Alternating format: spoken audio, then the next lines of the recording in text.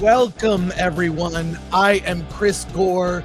This is the Film Threat Friday livecast. Thank you, Alan, or whoever behind the scenes for turning the music down. Today on the show, we're going to be talking full spoilers with The Marvels. That's right. The Marvels is here. It's in theaters.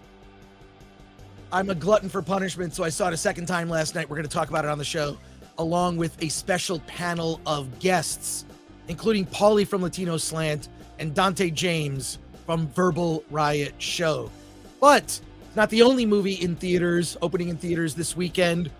We'll be talking about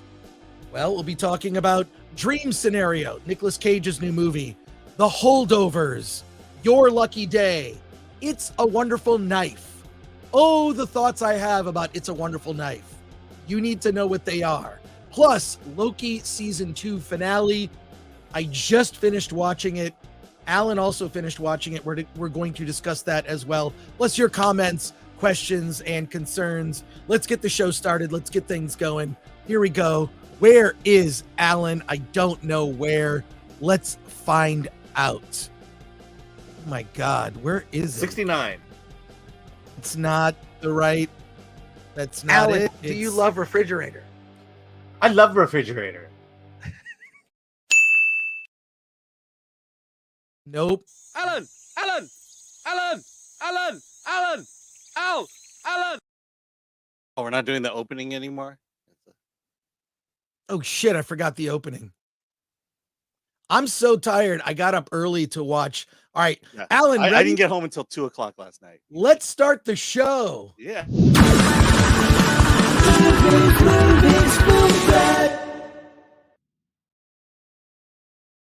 And Alan disappeared. I've never loved a man more than I love Alan right now. You and 100 other men. All right. I messed up the open. What can I say? By the way, I want to shout out my 500 new followers on Twitter. Wait, you got 500 new how? What'd Yeah. you do? What did I do? Oh, you got to follow my Twitter account. No, we will. Let's get into it. But let's just say I'm grateful for if you happen to be watching right now and followed me over the last day. Thank you very much for being here. Cool. All right. Well, look, I want to talk about something very important. The holiday season is coming up. Black Friday is on the way. And guess what? Thanks to Lori Ormond, we relaunched our Film Threat shop. Go to shop.filmthreat.com. We are starting a sale. It's our first ever. We're doing a discount code. This discount code will be, it's going to be good through the beginning of December. I forget the cutoff date. I'll let you know. But if you go to shop.filmthreat.com, all of our shirts are and merch is on sale. It's really awesome. You use the discount code FilmThreat-HO. That's FilmThreat-HO for 10% off at the Film Threat shop. Check out all that we've got. All these. We have 50 different t-shirt designs. 50 different designs, including we have wine tumblers now. Mugs. The mugs are awesome. The drinkware and accessories. Check out the mugs. We've got new mugs, hats. I have the drawstring bag. It's really cool. And the backpack, but everything you can get 10% off, including copies of Attack of the Doc, the Blu-ray. So there you go. Apparel, 50 completely different shirts. Check out this new shirt here. I'm going to get this. It's basically in the old Star Trek font. Film Threat. Look at that. So you pick your design, then you pick the color you want, you pick the size, and boom, buy it in the Film Threat shop. So look at that. There's 50 new designs. What is this? I like this one right here. It looks like rollerball. Yeah. Oh, I might get that one. They're all based on like classic film and TV logos. I mean, check this one out here. That's good. It's like the Godfather logo. Got the Godfather. Here's Raiders of the Lost Ark. Look at that. That's cool. So it's the Film Threat logo with a lot of your favorite different. What is this? It's FT, the Film Threat. What is? All right. Look, we're just having fun. A lot of this were contributed by people in our Discord. I just got this shirt. which is one of my favorites. It's the old Flash Gordon logo. So there you go. Go to shop.filmthreat.com and check out all the merch. Use that discount code filmthreat-ho. Great. All right, let's see who's here today. Let's see who's here today in our chat as we get set up and get started. And we have 7 different things to review today, including the Marvels. So it's going to be a big, big show. All right, this is a lot here. Chris, is your poop book on sale in the store? Says Dr. Gonzo's Hit and Misses. It is not. That is something I have a limited supply of. I only bring out for conventions. Give me those Film Threat shirts, says Shucksy. Yes. Wait, Shucksy, did you just send me another letter? I think Shucksy might have sent me another letter. Yes, I am looking at it now. I'm not going to read it, but I am going to reply to you in person, not in person. In the mail. SWD says, going to see Thanksgiving, November 16th at the AMC Burbank 16. I've been waiting 16 years for this movie. I got the chance to meet Eli Roth and asked him, when is he going to make this? He said, looking for investors. Spidey Sensei 72 says, because we're all hoes for Film Threat. No, it's a Santa reference. Alan went viral like chlamydia at a koala sorority, says Bill S. Preston Esquire. What's Twitter? Says, how's your father? Dr. Gonzo says, Alan was Shang-Chi on Twitter. Snakes and Funeral says, Alan is the hero we need, not the one we deserve. You know who selected all these chats was Alan. Beerosaurus Rex, I don't see Poor Things on the list that's today too, right? No. We create this list like way in advance, and then the YouTube needs to be updated from the Google Doc that I create. I don't want to get into like behind the scenes hullabaloo because I know people get, but like I set up the StreamYard links and I usually set it up a month or 2 in advance, and I'm guessing what we're going to talk about. We're not going to talk about Poor Things today. We have. I don't think that comes out until next week. No, it comes out in December. Oh, does it? I've seen it. Toasty Danny, you hear that? It's the sound of empty theaters for Marvel. Greasy Guido says Yellow Flash had a video showing a critic on Twitter upset with Alan's Marvels review. I hope he's okay. Alan is okay. You know, honestly, we'll talk about it later. We got to talk about it. Let me get through these. Let me get through the 700 starred comments. Because I have some tea to spill with Rotten Tomatoes. I have some tea to spill. I'm pre-coffee, folks. Sorry, what were you saying, Alan? I'm just saying I have some tea to spill about Rotten Tomatoes. Oh, okay, good. Suns and Shadows says, Sam Jackson has been losing equity in his name and as Fury for several projects now. It's like Milton in Office Space. We fixed the glitch. Alan Horkins says, I thought Captain Marvel was fine, but I see no compelling reason to go see Captain Marvel 2. All right, Alan Horkin, it's fun. Vorpal Snack, the Marvels Metacritic score 50. Normal people score 3.7 so far. Murdoch, I said the mwahaha. Murdoch 86 says, hey everyone, I'm looking forward to some fun during my workday. You're gonna have fun. The show's gonna go long. I'm just warning you right now. We have 7 different things we're reviewing, plus the Marvels, plus conversation. And Dr.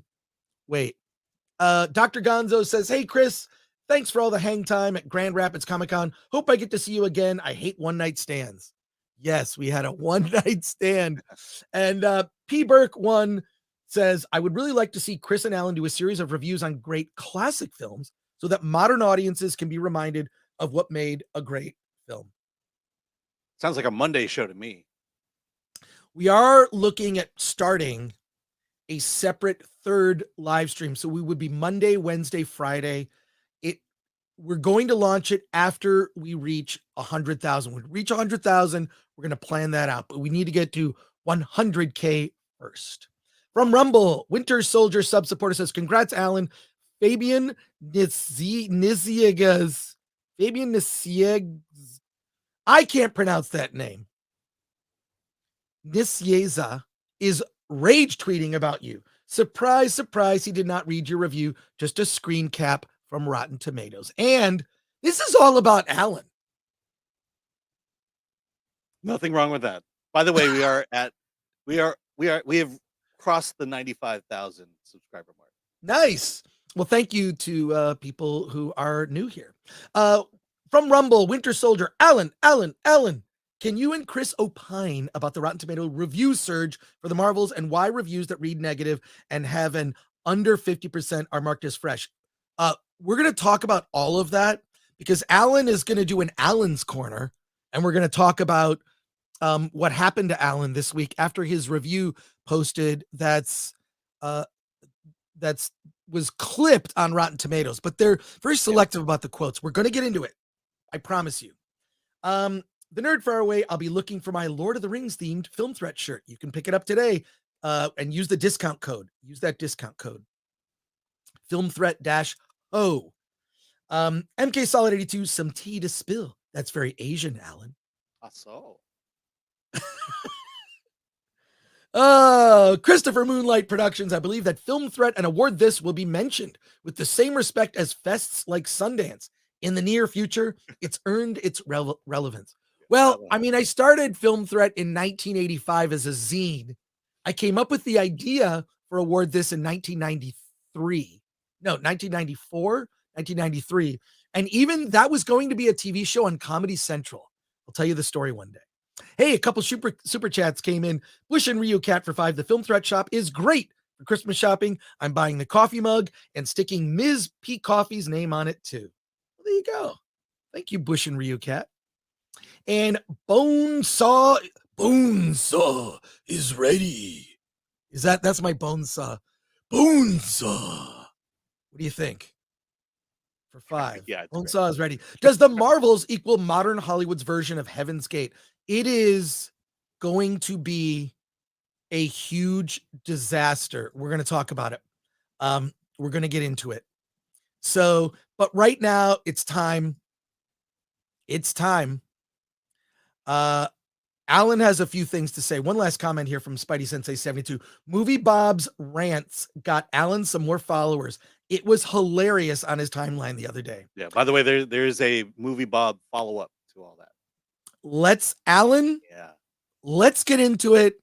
Alan, let's hear it.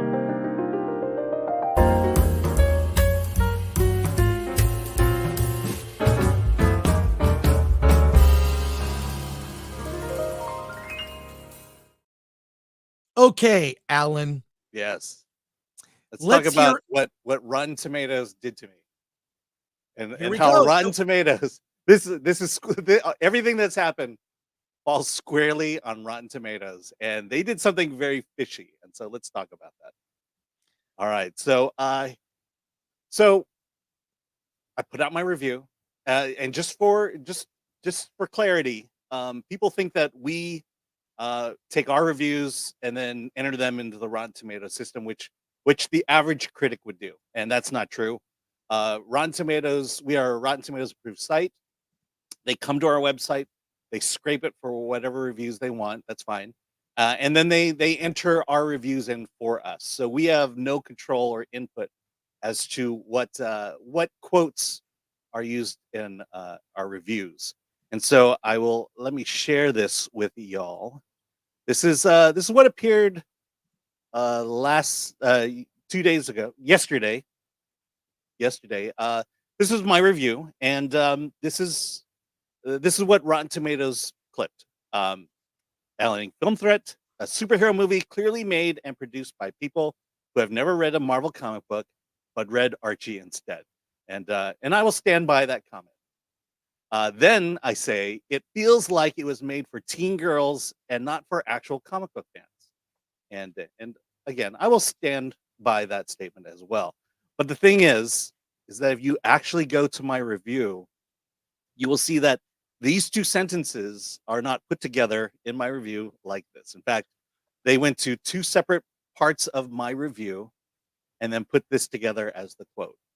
I will say this. I'm sure Rotten Tomatoes was very busy that day with the Marvels, review bombing or the reviews coming in. But it's interesting to me that they would go out of their way and take the time to, rather than just grab a single quote, they would grab two quotes and then put them together and make it look like I wrote them together. And that's fine. I'm not so hung up about that. I said it. Here's your actual review. There you go. Yeah. Yeah. Yeah, so there's the actual review with all the ads. That's our Right. homepage. But yeah, I believe the Archie comment is here, and then on the second page, it's the teen girls. And look, the context is everything. The first sentence about Archie comics, it was me explaining that clearly comic book fans did not write the script and the story of the Marvels. That's pretty much the point. The second one, it occurs. It's the last line of the review, but it refers to tone. The tone of this movie is not for comic book fans in general. The tone of the movie is for teen girls. Okay, stand by that. But this is how they presented it, and let me pull up another quote here if I can get my okay. So and then this is what happened with my review. Here we go. So I'm not gonna give credit to who this is. If you happen to be watching, hi, welcome, and if you want me to shout you out, I will. But this person who has about 16,000 followers says the last sentence of this review of the Marvels is saying the quiet parts out loud. Didn't know teen girls can't be actual comic book fans, which is clearly someone reading into this last sentence that that isn't there. And so the comments came in. Ew. Another one who thinks that girls don't read comic books. Blah blah. That's pretty much the hate and the heat I've been getting all the time. Okay, so the reason I point all this out, look at this quote. Okay, and two other things. The only reason I know what I'm about to show you happened is because I happened to be watching The Quartering, and Jeremy was kind enough to read my review or read this on his thing, and I go, "Oh, that's interesting." This is how I realized I didn't say this in this way, and then I saw it on Clownfish TV who did the same thing.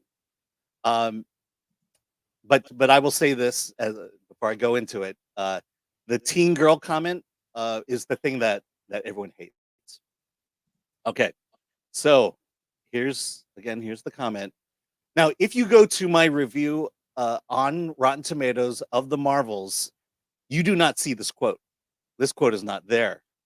In fact, this is the quote, where it's just the first sentence about the Archie comics. A superhero movie clearly made and produced by people who have never read a Marvel comic before, but read Archie instead. That's what you're going to read on Rotten Tomatoes at this moment in time. So what happened?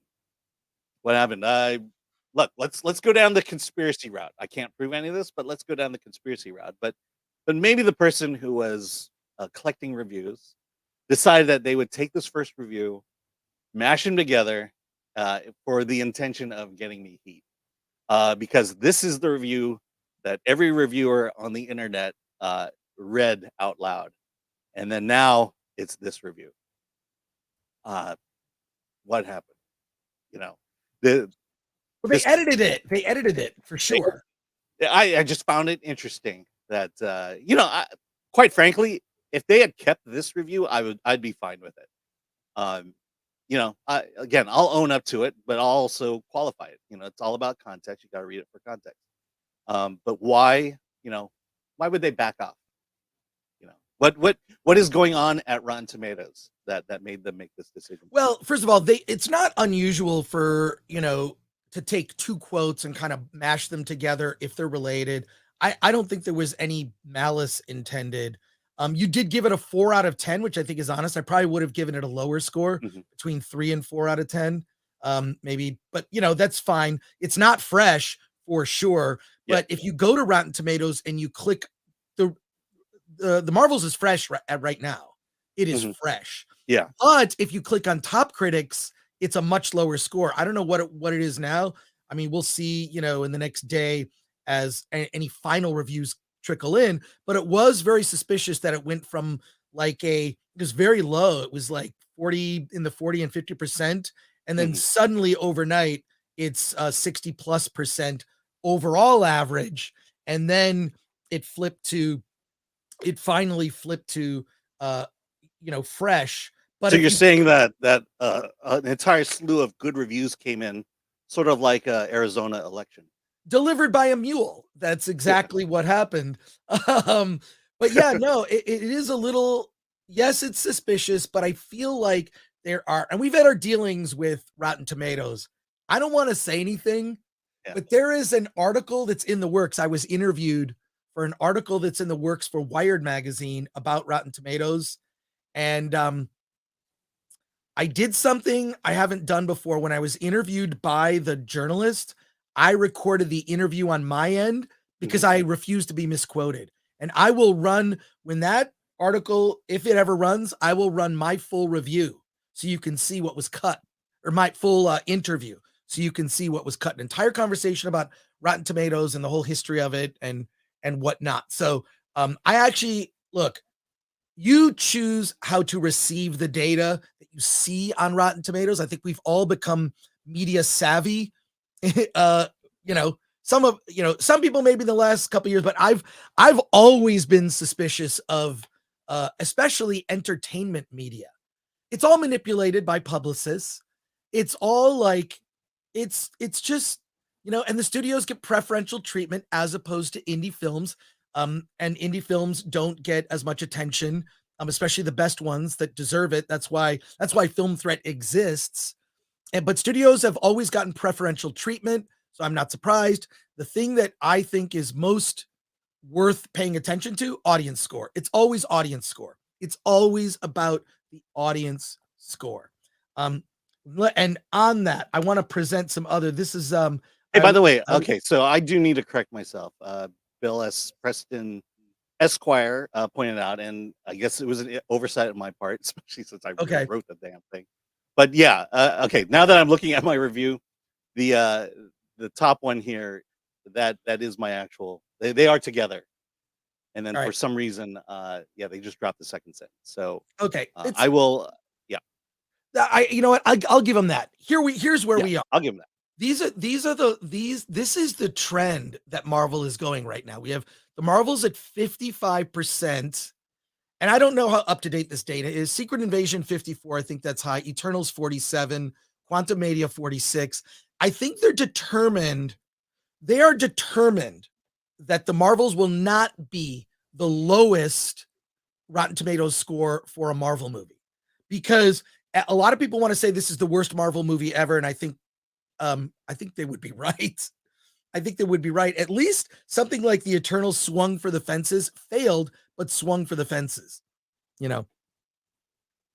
so there you are. And Quantum Mania had its moments, that kind of opening with Scott Lang, and he's, an author of a book and sort of what his life is. And I thought that was kind of fun. I mean, I really do like Paul Rudd, but I think they're determined that the Marvels not be the lowest rated film in for the MCU.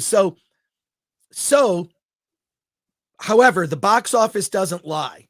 And next week on our Wednesday show, we're going to talk about it. I know, we normally we're talking about doing a Monday show. We do our show on Wednesday. There'll be a lot more data that comes out, and we'll be discussing it. But it's pretty clear where it's trending. The box office for this may end up being the worst box office for a Marvel opening for a Marvel movie in who knows how long. I have some more data here I want to share.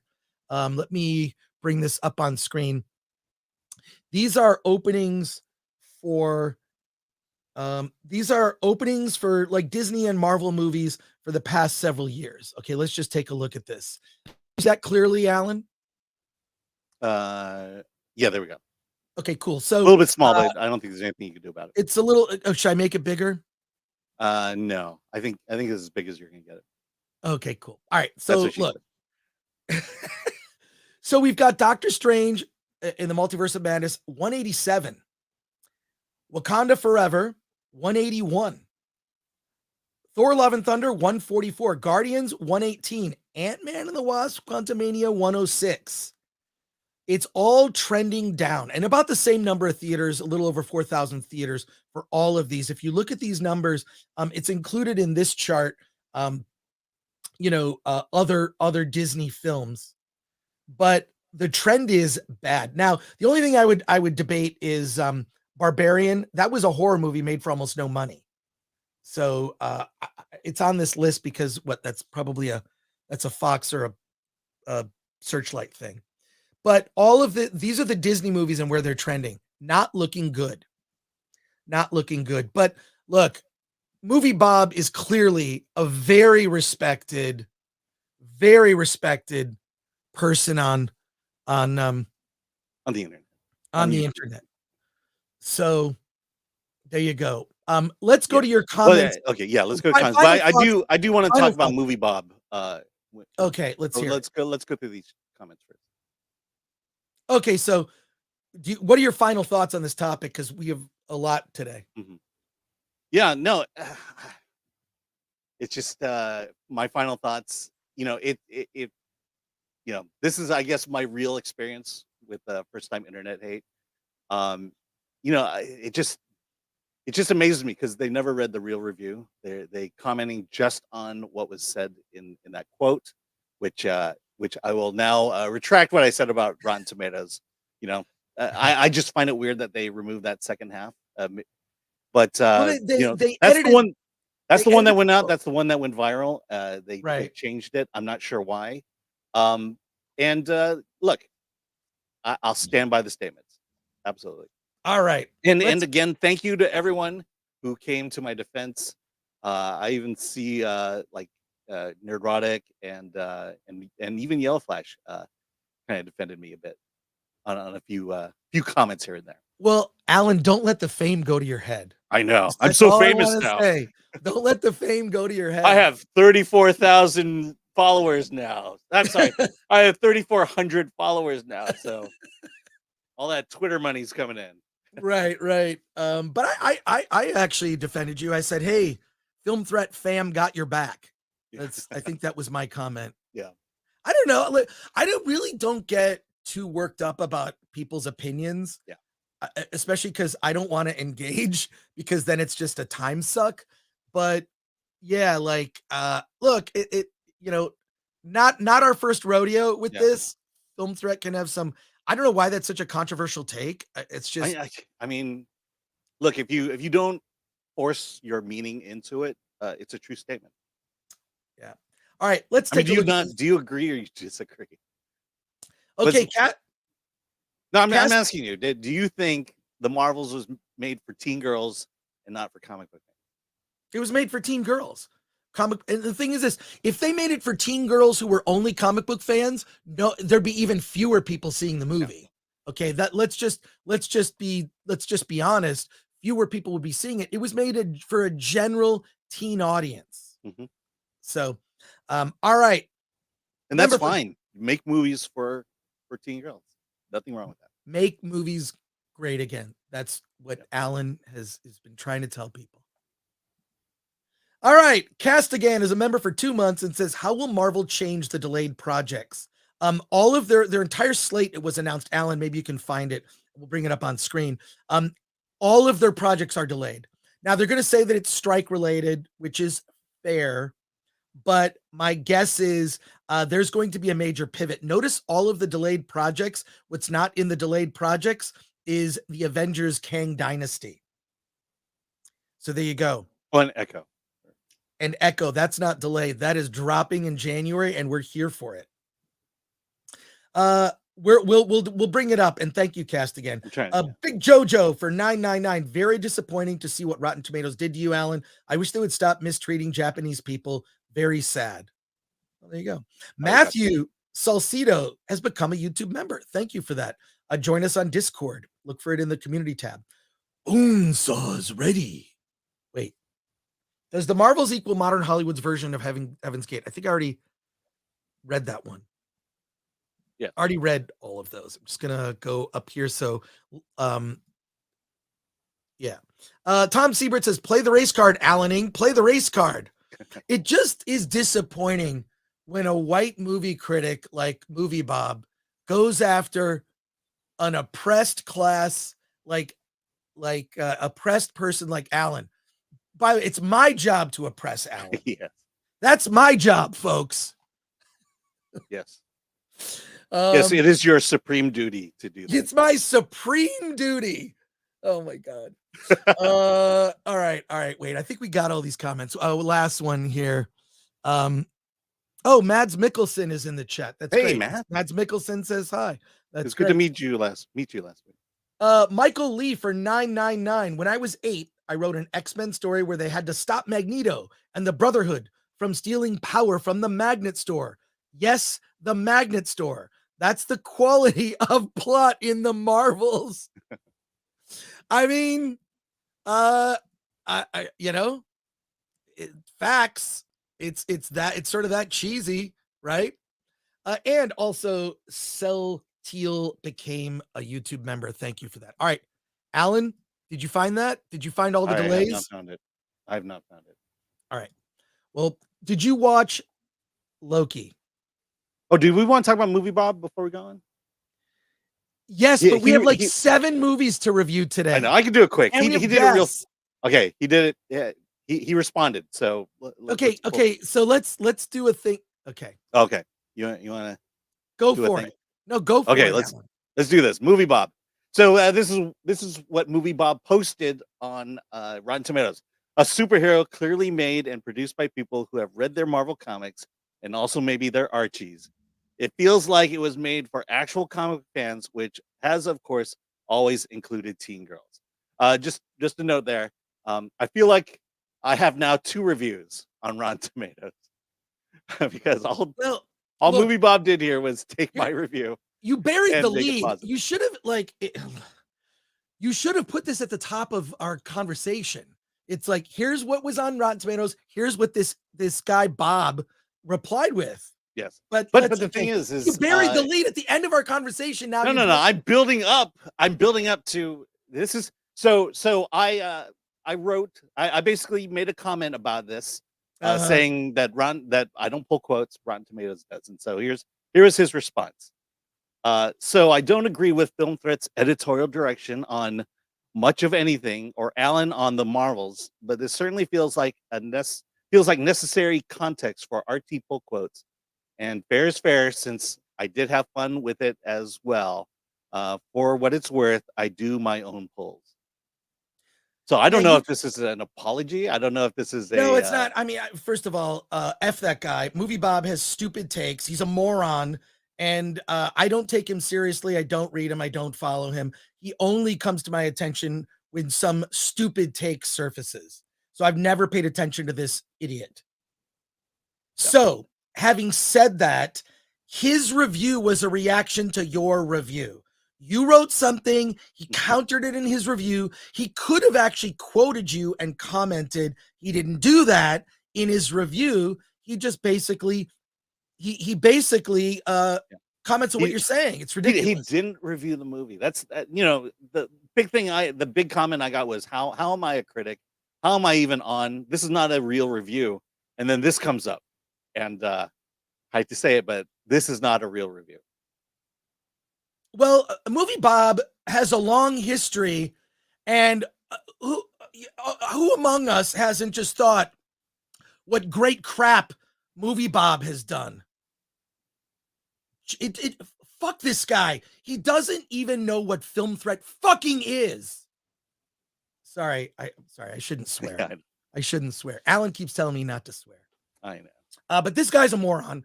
Doesn't know what Film Threat is. Never reads it. He read one quote and is judging based on that. And he read an excerpt of your review and based his entire review on your excerpt. It's ridiculous. F this guy. Here we go. But this guy's so famous that I didn't realize he was out there until yesterday. Yeah, I've never heard. I have heard of this guy only because his name is so dumb. And it's Film Threat, not Film Pussy. I'm referencing a scene from the Marvels. Okay. All right. Nuak for 5 says, Frank and X-Ray Girl's dad. How crunchy was it? And what's the Asian head count? Alan? I'll say 1, but it's 2.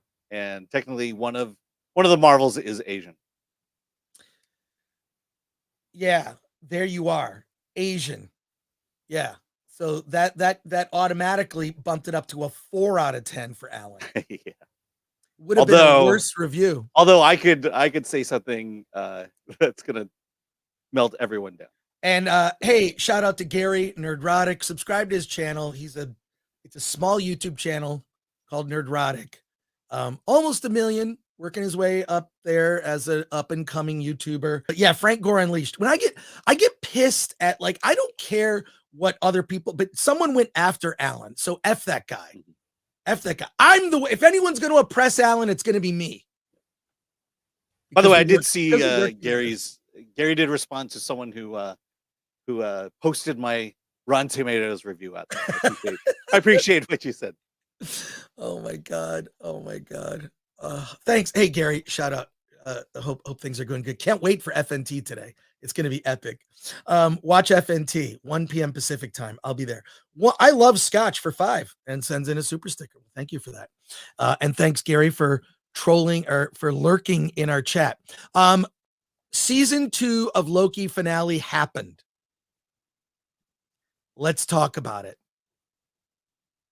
Okay. I got to find a thing here. Okay, folks.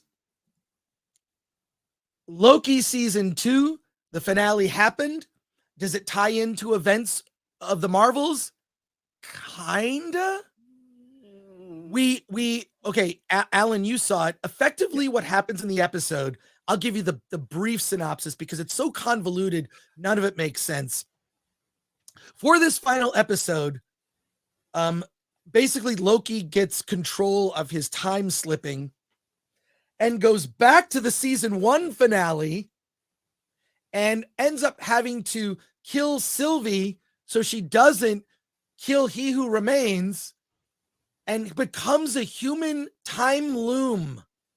As a god, he is now, because the loom failed, right? So he goes back to a few episodes ago of Loki season 2 and tries to get, what's his name? Victor Timely, which is another Kang variant, to like fix things. And after centuries of studying all of this stuff, figures it out. That doesn't work. He goes back to the season 1 finale. All of this would be clever if I cared, except that I don't. And then it ends up, spoilers, by the way, spoilers. It ends up that Loki has to become a human time loom, effectively holding the different time branches together. And then it cuts to this little epilogue where it's the TVA and they all get along, and it's all like, it's all dialogue about working in an office. Hey, save me a seat for the meeting. Hey, I got this. Here are these reports. And everybody gets along in an office and everybody's happy. It's the biggest waste of time. And I have said this repeatedly. All of the Disney Plus Marvel shows are the inconsequential events that are irrelevant, and they happen in between the movies. And that's it. It is like, and look, comic nerds will know about this. There are sometimes they will do a prequel comic to a movie, and you don't need to read it because none of it matters. There were prequel comics to things like Star Trek movies and other stuff, and like they'll do like the movies coming out, and they'll do a comic that sort of sets up the events of the movie you're about to see. Even they did it with the Clone Wars. There's an episode of the Clone Wars when Genndy Tartakovsky was doing it, and what he did is they did a prequel cartoon setting up Revenge of the Sith, which I thought was actually very good. You still didn't need to know any of that information, not particularly super important. And that's what all the Disney Plus shows. None of them matter. It's all events that happen between the movies where actual stuff can happen. And you can feel them holding back. I thought this final episode just showed how pointless the show was. It might have made, you might be able to edit together a movie from all of this, which is effectively what the Disney Plus shows. They're movies chopped up into bits.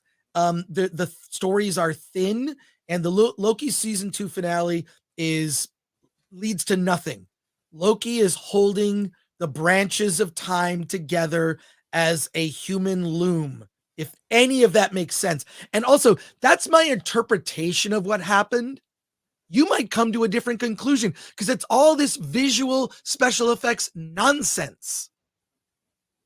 Alan, what did you think of the Loki season 2 finale? Yeah. Okay. So if you go back to our first discussions when we got the first 4 episodes, I said, yeah, I liked it. It was the best Disney plus Marvel out there. And I said that I was. You talking about season 1? Season 2. We got the first 4 episodes of season 2. Right. I binged it. I said I liked it, and I said I was looking forward to the last 2 episodes. Okay. And what ultimately happened is they She-Hulked me, because there were interesting things in the. I'll say in episodes 3 and 4 that I really liked. I really enjoyed, and it was just kind of cool to think about it. And it centers around he who remains. Right.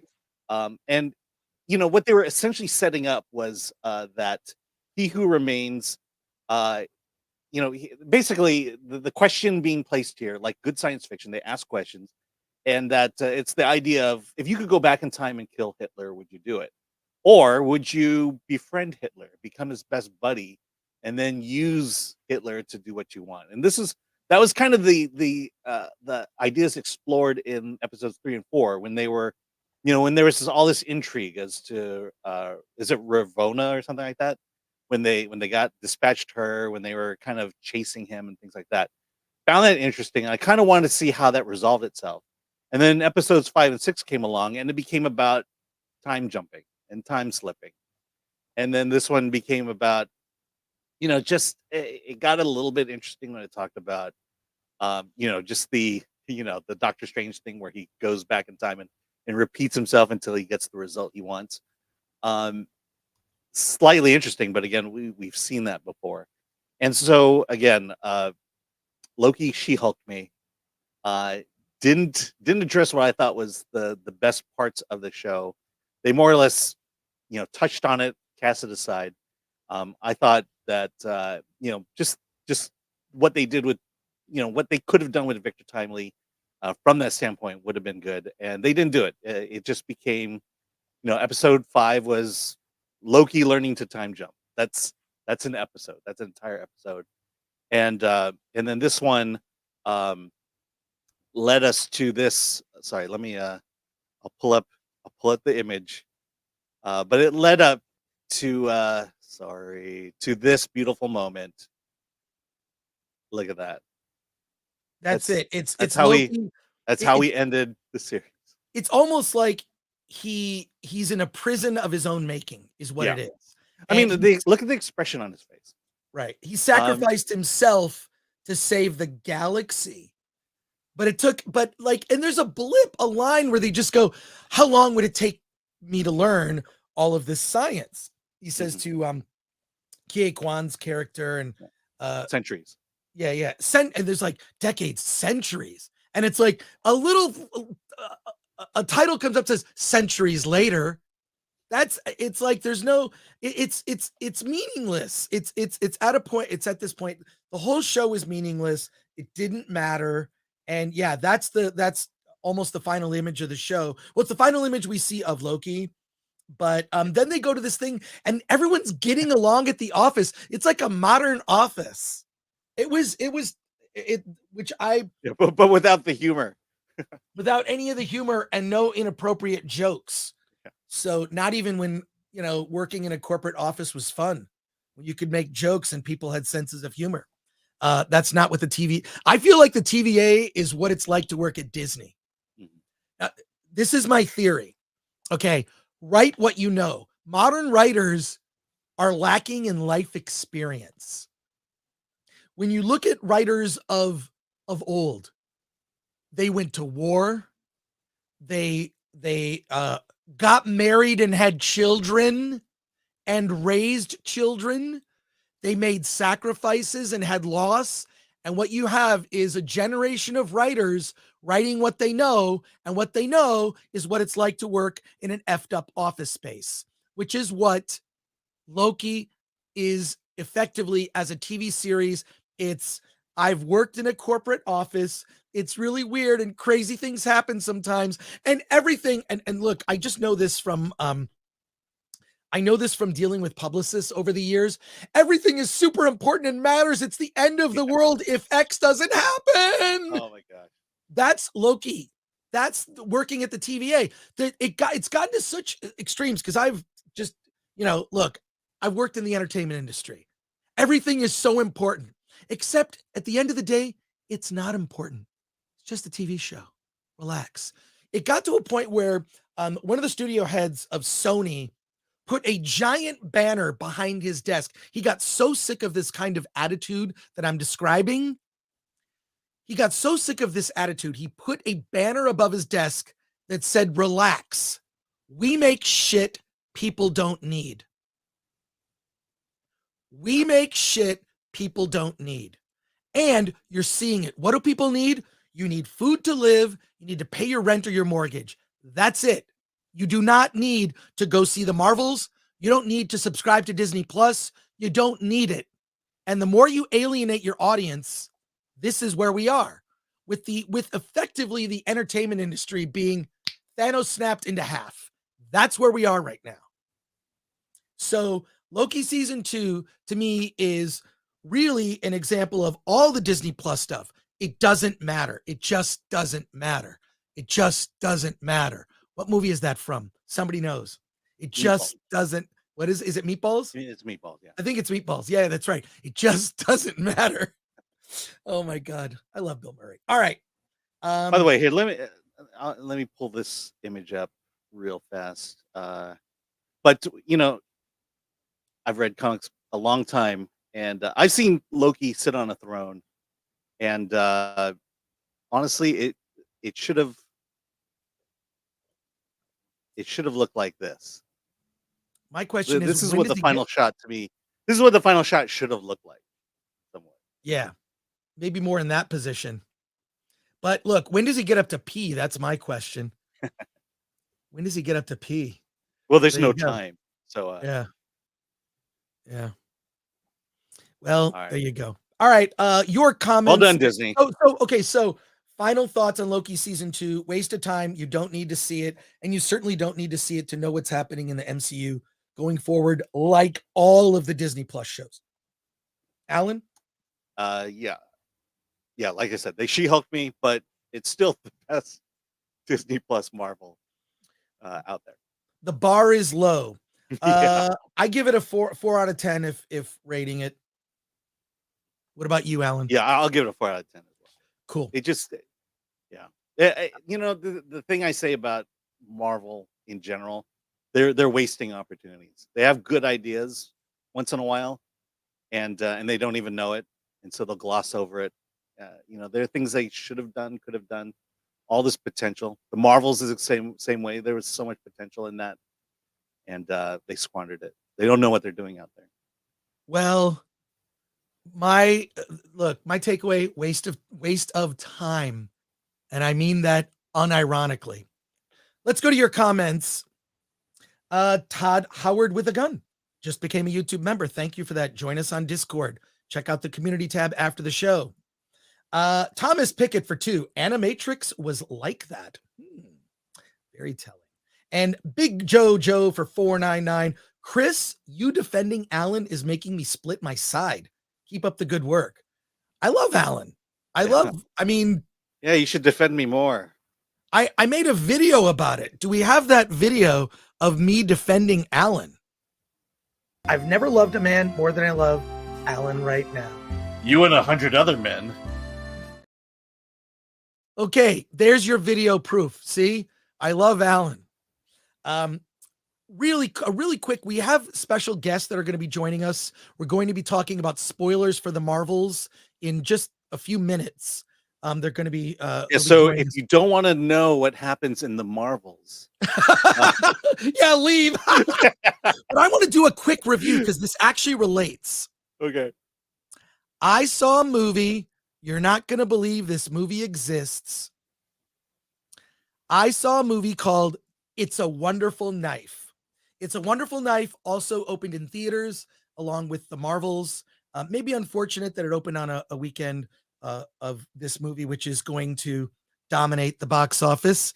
I mean, that's just a fact. It's the biggest movie opening this weekend. But It's a Wonderful Knife is a horror film, as it is implied.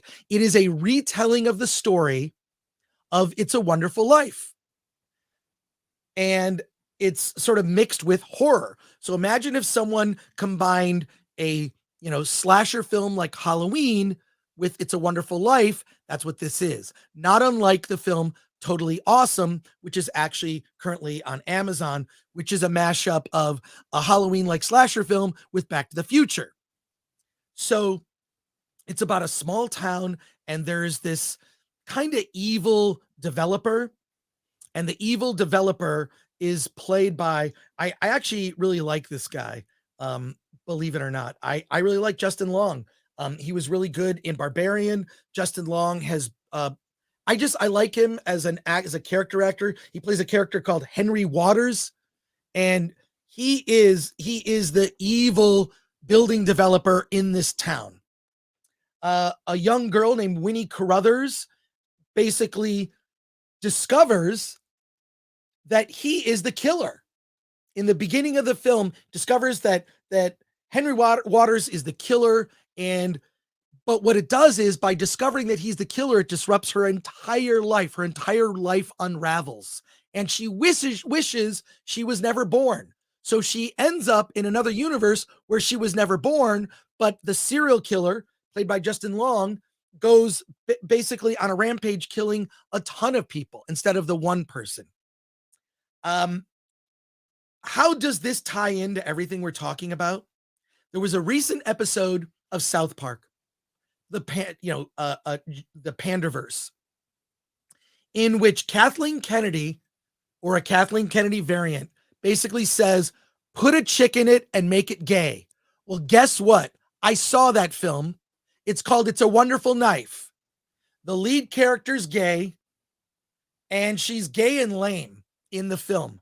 There have been other attempts to redo It's a Wonderful Night. It's a Wonderful Life. It's not the first time it's been remade. It's the first time It's a Wonderful Life has kind of been retold in the form of a horror film. But this is literally what was on South Park a couple weeks ago. Put a chick in it, make it gay and lame. That's It's a Wonderful Knife. It is a completely forgettable horror film. It wants to be clever and it isn't. The better version of this is Totally Awesome. I think that one is at least it's more entertaining, and it's clever. This is none of that. It's not clever. It's not entertaining, but it is exactly. First of all, it's hilarious that this movie is being released right after that South Park episode, because it is put a chick in it, make her gay and lame. That's what this movie did. It's not clever at all. The best thing in the movie is Justin Long. And because I like when Justin Long feels comfortable playing an asshole. He did that really well in Barbarian. But avoid this movie at all costs. It's just god awful. It's terrible. A 1 out of 10. So I don't even know if we have before comments get clipped here. Certainly her being gay is vital and pivotal to the entire movie. Has nothing to do. It's irrelevant, and she just is gay. And not the no. There has to be, her being gay has to influence the way the story plays out and the way she ultimately gets to the killer. Doesn't matter. It must, or why throw it in there? Let's okay. All I can say is this: avoid this movie like the plague. 1 out of 10. This movie did exactly what Kathleen Kennedy was talking about in that Panderverse episode of South Park. You just saw it. There it is. Don't go see It's a Wonderful Knife.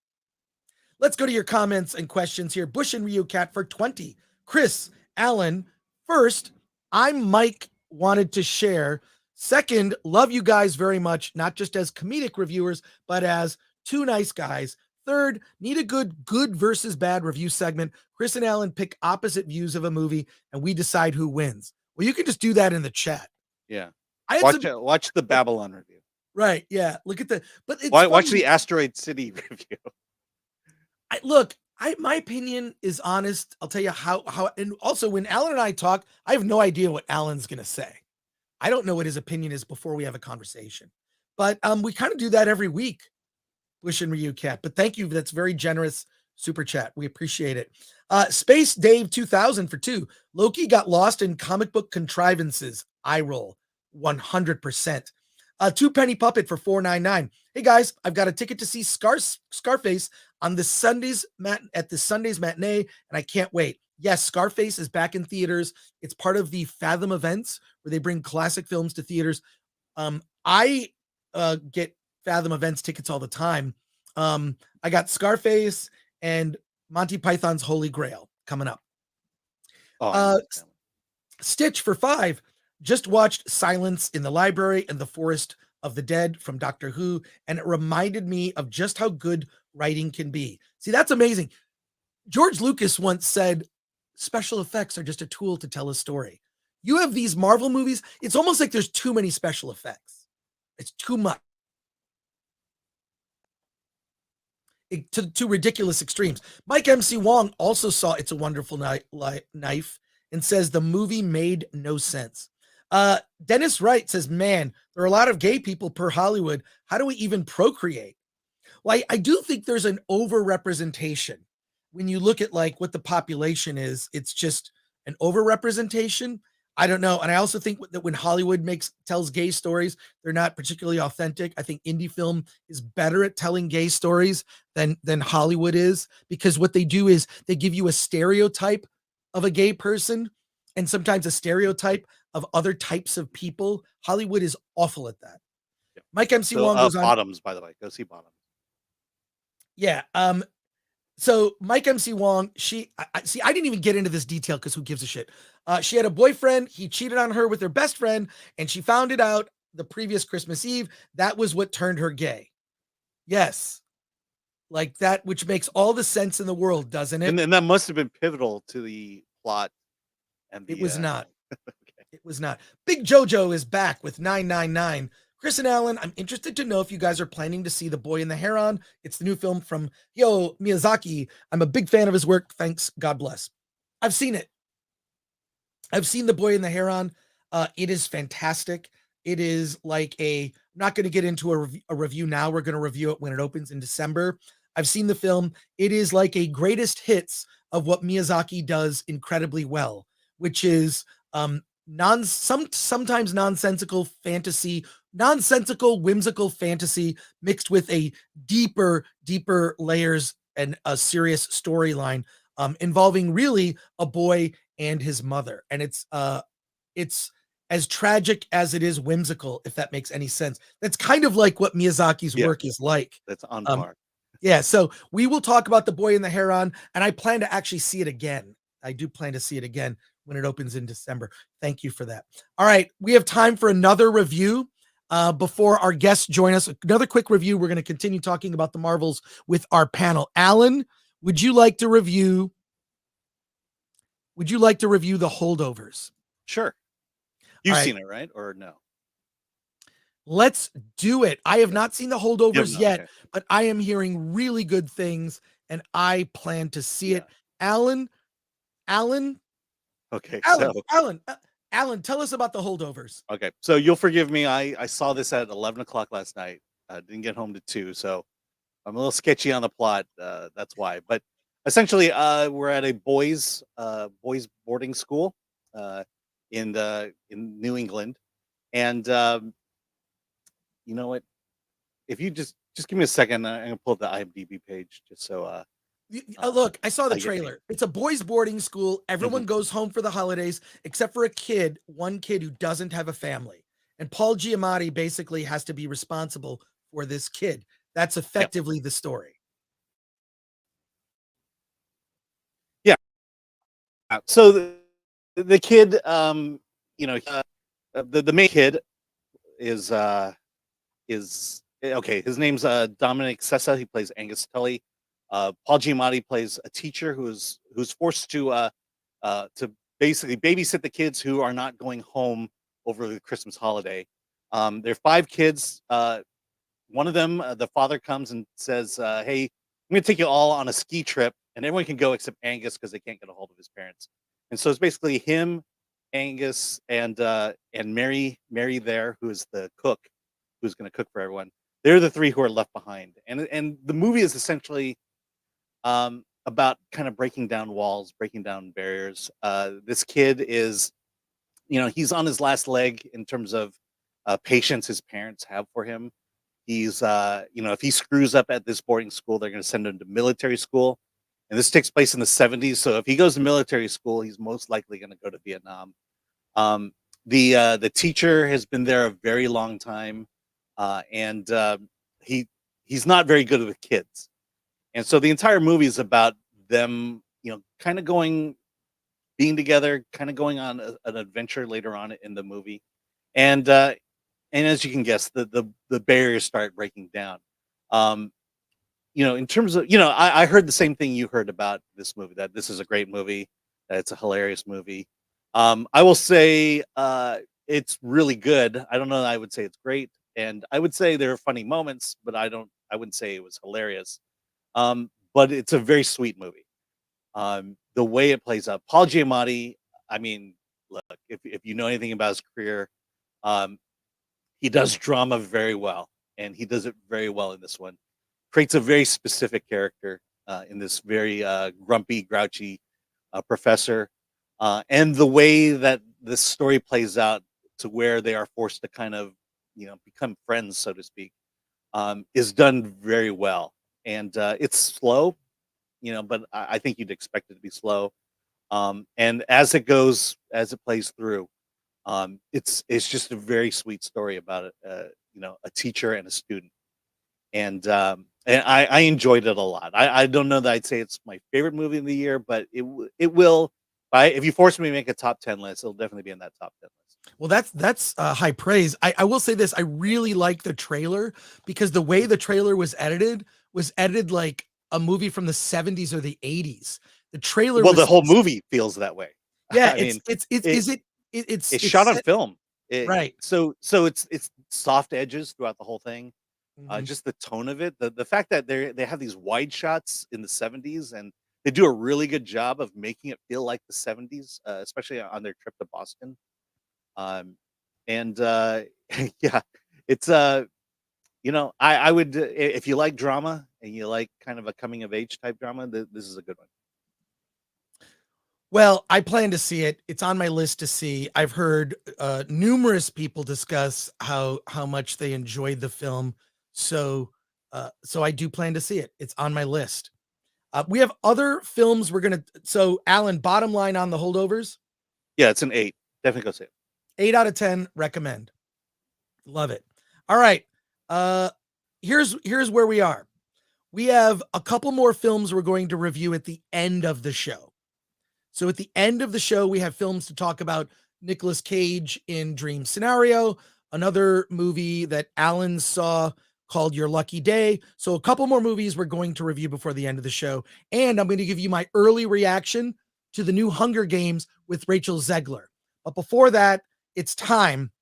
It is time to talk about spoilers and the Marvels. Okay? We are in full Marvels. We are in. Let me get this here. Sorry. There we go. There we go. All right. We're in full. You know what? Maybe this is better. We're in full Marvels mode. And in order to do this, we have to put together a team. A team of 3? A team. We're going to put together a team to do a Marvel spoiler review. Who's on our team? Verbal Riot Show. Dante James is here. How's it going, gents? Hey, Dante. You ready to grab your balls, man, and grunt and celebrate the superiority of our masculinity? No? This isn't the women. This isn't the Women Haters Club podcast. Am I wrong here? We're not here to hate on women the whole time? Okay. Well, we can hate on a bad movie. And rounding out this, I need to point out, this is and Movie Bob should note this. This is a very diverse panel. Paulie from Latino Slant is here. Hey, Paulie, how's it going, my man? Oh my God, we're team. Oh, Oh my God. hi. Oh, no. the little team. Well, wait a minute. I'm not gonna. I ain't gonna Yeah, say but that. you know what, You- Chris? You guys need to share my heat. That's all I'm saying. Oh We my may God. be diverse, but none of us are women. So that's the problem. Well, there you go. Ah. All right. Well, before we get into it, I want to do something real quick. We're going to put a link in the description. Paulie has an Indiegogo for a book, a project, a novella, as it were. Tell us about this campaign. And we're gonna get into the Marvels. Well, unlike the Marvels, this actually has a strong story, and it actually does revolve around a teenage girl who's coming into her powers that her would-be uncle has to make sure she ascends and fulfills her destiny, if you will. There's a lot more intrigue in that, of course. I don't want to give spoilers, but it's out. How long is That- this video? How long is this video? They call me Charleston. It's a new Oh, novella. it's long. It's long. It's long. Okay, not gonna play it, but No, don't. Yeah, and then the second video is us performing it, like snippets of it, no spoilers. But listen, this is a 30. Can you have this Marvel thing up? I'll put the link. I'll put the link in the chat. Yeah, or the Marvel spoilers off off my face for a second. Okay. But yeah, bro, I didn't know we are gonna jump into this real quick. So thank you. It's 32 pages. It's all original. I wrote it. You know, I showed it to you guys last night. The actual quality is awesome. So I am so excited to finish this funding. We're at like 79%. I want to finish it this weekend, and I'm Jack. Think. You're killing me. You're killing me, Gore. All right. Well, hey, the link is in the description for this, I didn't and even see I what's just put going it on. in the chat. So Thanks, bro. there we go. But let's Thanks. talk. And how many Asians are in it? There are no Asians actually. There you go. But race, They're using chopsticks. identity, sexuality, all that stuff, none of that is talked about in this story. It's an actual story first. Story first, guys. Wow, that's innovative and new. More people should try that. That is But let's unheard of. Yeah. Let's get right into it. Paulie and Dante, I want to hear your thoughts. Alan and I have shared ours, and spoilers are on the table.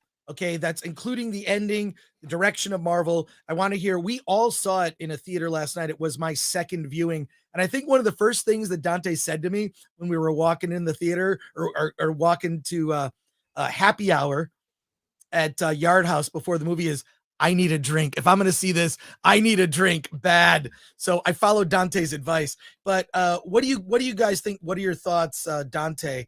Why don't you go first? You know, here's the thing. The bar was pretty low, and I went in with zero expectations, and it fell even below that. Look, if you really shut your brain off, you might be able to enjoy it. You might be able to, to pick up on some things, and there were certain things that were enjoyable I guess with the film. The actress who plays Kamala Khan, she was not completely annoying, so I guess that's a win. Love the back shots of the actress who played Monica Rambeau, because that girl got tank. You know what I'm saying? But I know, sexist. I'm a sexist. Sue me. No, look. The problem is they're going to label this as misogyny. They're going to give it a bunch of labels, right? We already know that. We know the bingo card. It comes around every time an MCU movie comes out. The problem with the movie overall is I don't know who this movie was for. Like, even I didn't like it, but I'm trying to put myself in the shoes of maybe someone who did. Who liked this movie? That's not a shill, by the way. I'm talking about what regular movie going person really loves this film. Who is it aimed at? Who is the target? Because I don't think women are really going to bond with this movie the way they think they are, man. Someone made a great point about Barbie. Women showed out in flocks to watch Barbie. So it has nothing to do with the fact that it's a female-led movie. I think the MCU has to start asking some serious questions of themselves, man. And they're in trouble. They could say what they want. They could say Loki season 2 saved the MCU. No, they're in trouble. They're in a lot of trouble. I think they have lost the faith of even like the newbiest of fans. I think they're done. You know what I mean? I think the average fan is done. Not just a comic book fan. This movie, I honestly believe if they could have shelved it, they would have, but they couldn't. That's what happened. It felt like they could have just put this. First of all, the Marvels felt like a Disney Plus show, and it would have fit on Disney Plus. If I saw this on Disney Plus, I'd go like, all right, well, whatever. Hour and 40 minutes of my life, I probably want back, but no harm, no foul. I chose to watch that, and I choose to subscribe to Disney Plus, even though I recently canceled my subscription. But yeah, it's I like you. I'm like, who is this for? And it's what's weird is that I think what Hollywood doesn't want to admit is that audiences that include men and men like strong men, women like strong men. And they like women who act like women, right? And not like these sexless sort of, I mean, to me, the movie is just coded gay anyways. I wish they had the guts to just say, Captain Marvel's gay. But even down to her being a beard for an obviously gay prince. Right. She's a beard to the gay prince. For a gay prince in the film. Not just that. So Monica Rambeau is all excited about who her mom and the loss of her mom, and she lost her mom. She came out of the snap, and her mother passed away from cancer. But maybe I'm not the right person to be asking this question. Where's the dad? Where's Monica Rambeau's dad? Who was the father? And a donor. Apparently, the father was a donor because Captain Marvel, her and Maria were apparently together, right? They were a thing. So could have been a donor. Of course, the black character has to have like an absent father, right? So there's that. But I actually think that the other, not Monica Rambeau, where am I spacing her mom's name? Maria Rambeau. I think Maria Rambeau and Carol Danvers, they were a thing. Yeah. Nobody talks higher, further, faster is code for what two girls do in bed together. Okay? With one cup. We're not talking two girls, one cup. I'm talking two girls in bed, higher, further, faster. Something's getting diddled. Something's getting diddled when you use those words. I always thought that. I thought that when the first Captain Marvel came out, I'm like, are they talking about flying planes or something you do with your fingers? And it felt like a finger thing. Am I wrong? Yes in the chat or no in the chat. But I want to know why I'm the one getting heat. Someone's gonna take this clip out of context. But the thing is this: my whole point is, if you're gonna have characters that are coded gay, just make them gay. Yes. I think there's nothing wrong with Carol Danvers and Marie Rambeau being lovers who wanted to have a kid, and so they got a donor and had a kid, which is Monica Rambeau. There is nothing wrong with that. Well, there you actually have a story, plot device, which could have been interesting. Right, like that needed to be established in the first one. Just like in Tropic Thunder, the famous line from Robert Downey Jr., you got to go full gay. I think I got the line wrong. I think that's not correct. Got to go full retard. Yeah, no, never go full retard. Oh, never go. Never go full retard. Anyways, all I'm saying is Disney was gutless. They didn't think a mainstream audience could handle a gay character. But the thing is, you have to scale your story to the audience that's there, right? You got to scale. You got to say, look, if you're going to make a movie like Bros, which is a gay romantic comedy, you don't make that movie for $50 million. You make Bros for $5 million. You show it on streaming or you open it in limited release because that is the audience. And that's okay. That is perfectly fine. And the fact that Disney was gutless and didn't make it's Marie Ram. What am I saying? Why do I always forget her name? Maria Rambeau and Carol Danvers should have been a gay lesbian couple who had a kid, because this affection for Monica is just weird. And the fact that also Captain Marvel hasn't aged, but Monica has turned into a young woman now. That's weird. So It is kind of weird, yeah. It is kind of weird. Although to be fair, Luke Skywalker didn't care that much about his mother either. He didn't care about the mom. He was all about the dad. Whatever, it's fine. Little plot holes. Well, Dad was trying to kill him. That was the problem. Okay, so sorry about the mid rant here, but Paulie, your overall impressions of the Marvels, and feel free to go into spoilers, and then we're going to open discussion. Okay, well, just a warning to your audience, to the Film Threat audience. I am going to get a little vulgar in regards to you guys talking about the titillating aspects of the higher, faster, whatever. I'm going to take my argument out of the bedroom and into the bathroom, where what earlier I had called this, it's not a cosmic triumph. It's not a cosmic crap. It's worse than a crap, because we all do a number 2, and we can all agree that a number 2, there's some very, very good benefits of a healthy number 2. There's no good benefits. There's nothing good about this film. Even calling it garbage is not even right, because garbage, you can find treasure. Hell, in the movie Radical, this little girl created a freaking telescope out of garbage.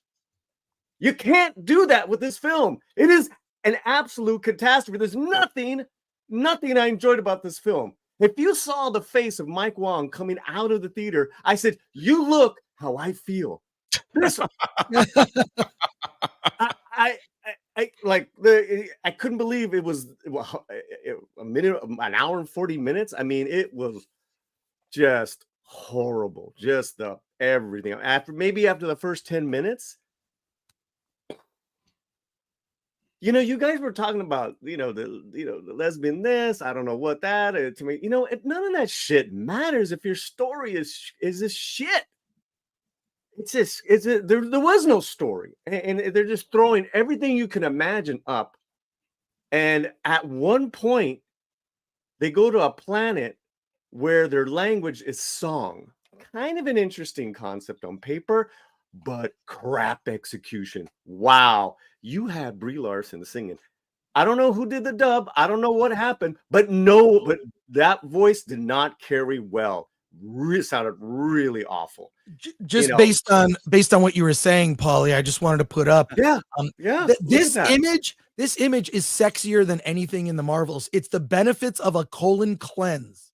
It increases appetite, clears your bowels, eliminates constipation, reduces hyperacidity, removes unwanted toxins, and there you go. There's just so many benefits, and many benefits. It's funny that you're comparing this movie to that, but also it was weird that I found a sexy image related to a colon cleanse. Well, I'm saying that a healthy number 2 is way better than this.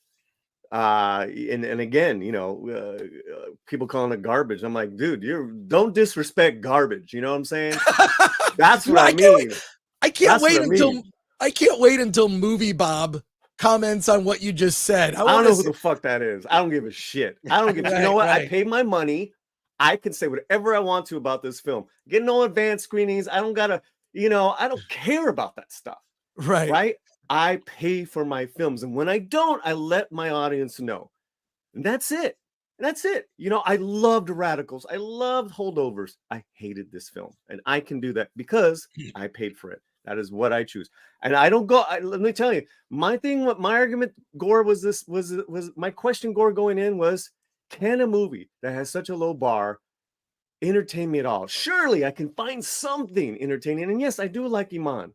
Right? I think her charisma goes a long way. But what they gave her, what they gave that family was crap. That's it.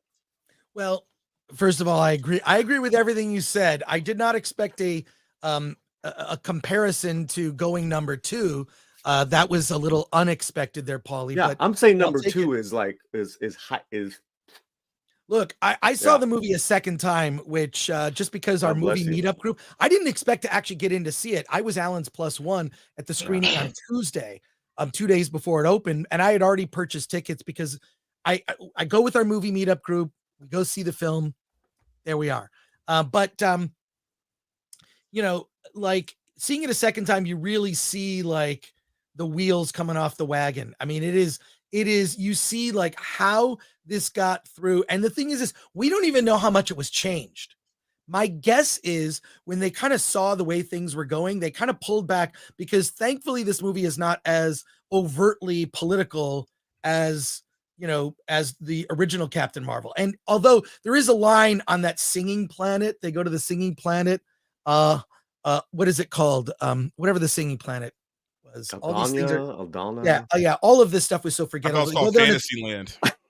and they say, the whole thing of like Uh, Captain Marvel going there, it's like, oh, just to warn you, I'm famous here, and it's a matriarchy, so they worship her. It's so But she's weird. the queen. I mean, She's the queen. I But, don't like- think we're speaking enough on the fact that there was a song and dance number where she turns her uniform into a Disney princess dress right, and dances with a gay prince right. because well, sure. This is what I saw. But it was the thing that went in my mind was, oh my God, they put an Asian in a sexless marriage. Thanks, Hollywood. You know us so well. Hollywood loves their stereotypes, man. So and Disney is not above it. Well done, you Hollywood. did have your Asian brother. Good on you. Good on you. Yeah. Ming. Like we can get a Brie Larson type. We just can't. We just can't get. Yeah, you didn't really get anything. Alan, your thoughts now that we're just full into spoilers and whatnot. Yeah, I mean, when you talked about what did they change, I don't think it's what they changed. I think it's what they took out. The movie is the entire movie was just action, moving from one thing to the next to the next to the next. There's if I were to have actually written my Rotten Tomatoes review, I would have gone the route of nice flashing pictures but no substance. I think people, I look at Grace Randolph and some of the other people who liked it, and the comments are all, oh, it looked great, this was fun, this was cool, but you're not talking about. No one ever talks about the story. No one ever talks about the journey, the personal journey that each character went on. It was so cool, the music, the action, and that's all it is. It's a bunch of flashing lights. I started my review by saying it's as deep as a laser pointer and a cat, which happens in the movie. Right, she's literally using a laser pointer with Goose on her ship at just to goof around. Yeah, that's how much fun this movie was a laser pointer and a cat. Here's what I have to ask: what is Captain Marvel's day-to-day life? Is she just on that ship with her cat, traveling the galaxy and solving problems? What's her like Ahsoka. Well, it's interesting. Exactly. Exactly. They don't do anything. The thing is, it's what's interesting is nothing. Superman and Batman, to bring up two iconic heroes, they have a life outside of their superhero life. Clark Kent, he gets probably a lot of tips from working at the Daily Planet, and he's got this secret life. He has a mother, right, that he cares for, Martha Kent, right? He's got a life outside as a journalist, a love interest.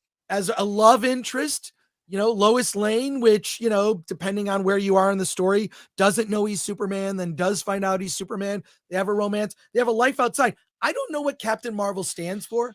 I don't know what her life is. Well, her life was trying to figure out how to atone for her sins with Helen, which is basically leaving the daughter of her lover on planet Earth. And it is all, look, I'm just saying, I think it's gutless that Disney just didn't make her character gay. Now, the character of what's her name, played by Tessa Thompson.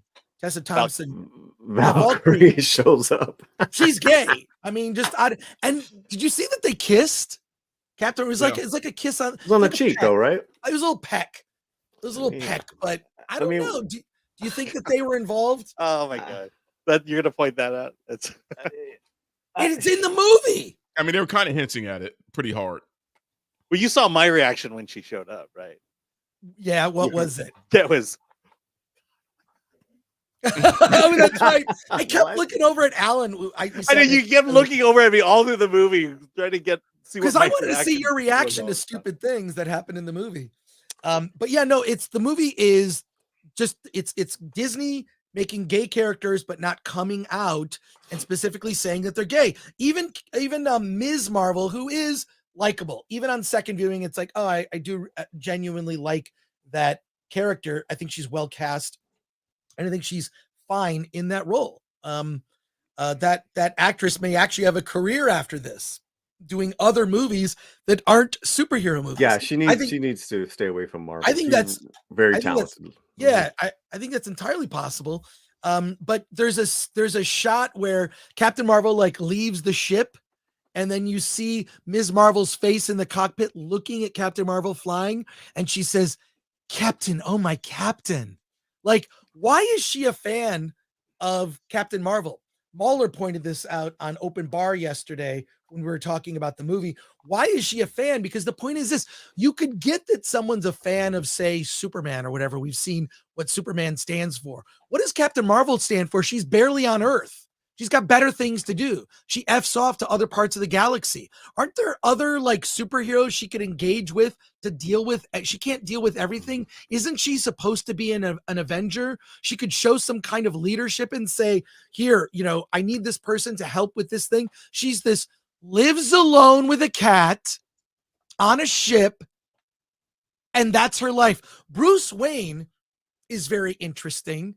Bruce Wayne is a millionaire, playboy, well, probably billionaire, playboy, with Wayne Tech. He's got a life outside of being Batman, even though, yes, Batman kind of dominates his life. He does have a life outside. He has a reputation and sort of a face to the public that he keeps. I don't know who Captain Marvel is. It's never defined. She is just anti whatever the thing. I don't know. I just don't know what you could tell me that would tell me that she's a hero worth looking up to. Whereas, for me, yes, I'm sorry, it goes beyond. It goes beyond knowing what they like. Have her. If Carol Danvers had an alter ego, it wouldn't have helped, man. Like it wouldn't. Like you talk about these characters like Superman and Batman. There were fundamentals about those characters that we could hold on to, right? Right. Batman was shaped by tragedy, right? Bruce Wayne, Bruce Wayne was shaped by tragedy. And in dealing with that tragedy, he became something that he hated. Really, he became really as crazy and psycho as the people he fights. You know what I mean? Like there's a whole psychosis to Bruce Wayne that has layers to it, right? And at the same time, there's value, right? He won't kill. As nutty as Bruce Wayne is, he won't kill. Even though he could literally kill you with a finger, he chooses not to do it. You know what I mean? And you see that, especially in Death of the Family, when, even when Joker kills Robin, he still wouldn't kill the Joker, right? And that's Bruce Wayne at his core, right? Superman, at his core, has adopted this planet as his own, and therefore he has to take care of it, right? Everything he loves is here. We know Clark Kent or Kal-El on a deeper level. There's no way you can have this with Captain Marvel. You just can't. You can't have this. Yeah, it's. I just think that I feel like her her identity outside of being Captain Marvel could be that she's an asshole, which would be really funny. Well, and then as Captain Marvel, she's almost like a different version of herself. That could have been interesting, but I feel like it comes down to, is the character really popular in the comics? I have to ask that question out loud. Not at all. When I was reading X-Men and she was Ms. Marvel, yes. Is that true? Well, there have been different versions of so many different. Look, I know, but what I knew of Ms. Marvel, of Captain Marvel, she was Ms. Marvel, and there was the whole story of Rogue stealing her powers and her life. And to me, that was the most interesting thing about it. It was the idea of a superhero that was once a superhero and is no longer a superhero. And then on the opposite end, you have Rogue, who has now this newfound powers and doesn't know how to control that power. And that was that dynamic that got me into these two characters early on. But in terms of who Carol Danvers is, this is the thing about Marvel in general is, and I mentioned in the Loki review, Mhm, but it's a mhm. missed opportunity. And let me explain it this way. Carol Danvers, Captain Marvel, she almost destroyed a planet.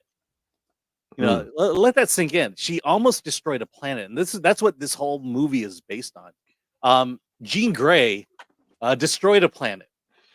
Jean Grey was executed for destroying the planet. Mm. I mean, that's the stakes that you should have had. That in this should one. be The movie. correct.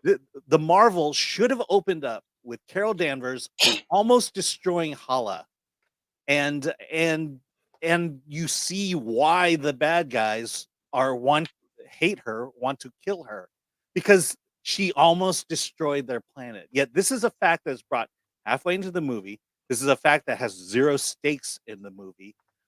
If you had just started with the fact that Captain Marvel is a planet killer, you have a story. You have a story that you can build upon, and now you can bring the Marvels in. She should have been treated as a criminal in this movie, and she wasn't. She's treated as the hero, and so when Durbin is going after her, hell yeah, she has a right to go after her, you know, because she killed their planet. And again, zero stakes in this. And when I say that this was written by someone who hadn't read a comic book before, this is the prime reason why I say this person never read a comic book, because this is a story that should have started the movie, and this is the story that would have made this movie a million times better than it was. And in spite of that, Darben is incredibly uninteresting as a villain. And they made her intentionally unattractive. Not only that, they didn't show that. Well, they showed a little bit of like a flashback, but most of it is told in dialogue. So much of this movie, and I noticed this upon rewatching it a second time, so much of this movie takes place, the events that affect this movie and events that happen in the movie, so much of it happens off screen, and we're told what happened. That is not a great way to tell a story, especially a movie. It works for a novel. That's fine. In a novel, that's okay. You know, normally they would just, you know, show you or tell what happened. But in this story, they chose to tell you so many of the things that happened off screen that affected characters. Even like the thing is, they recognize that nobody watched Ms. Marvel on Disney Plus, which is why the opening of the movie is like a previously on Ms. Marvel. Yeah, that was a weird way to open the movie or introduce the character. Yeah, and by the way, that sets that whole opening sequence set the tone that made this movie specifically for teen girls and not comic book fans.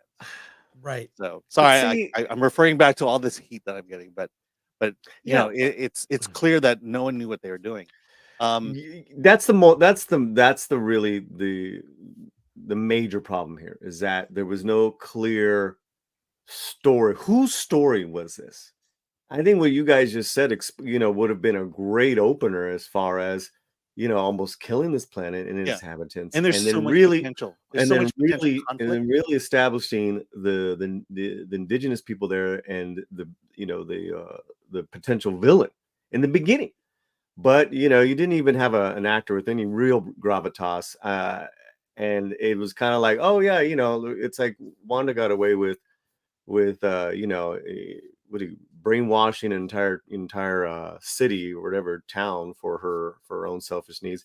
This is basically the same thing. There's no.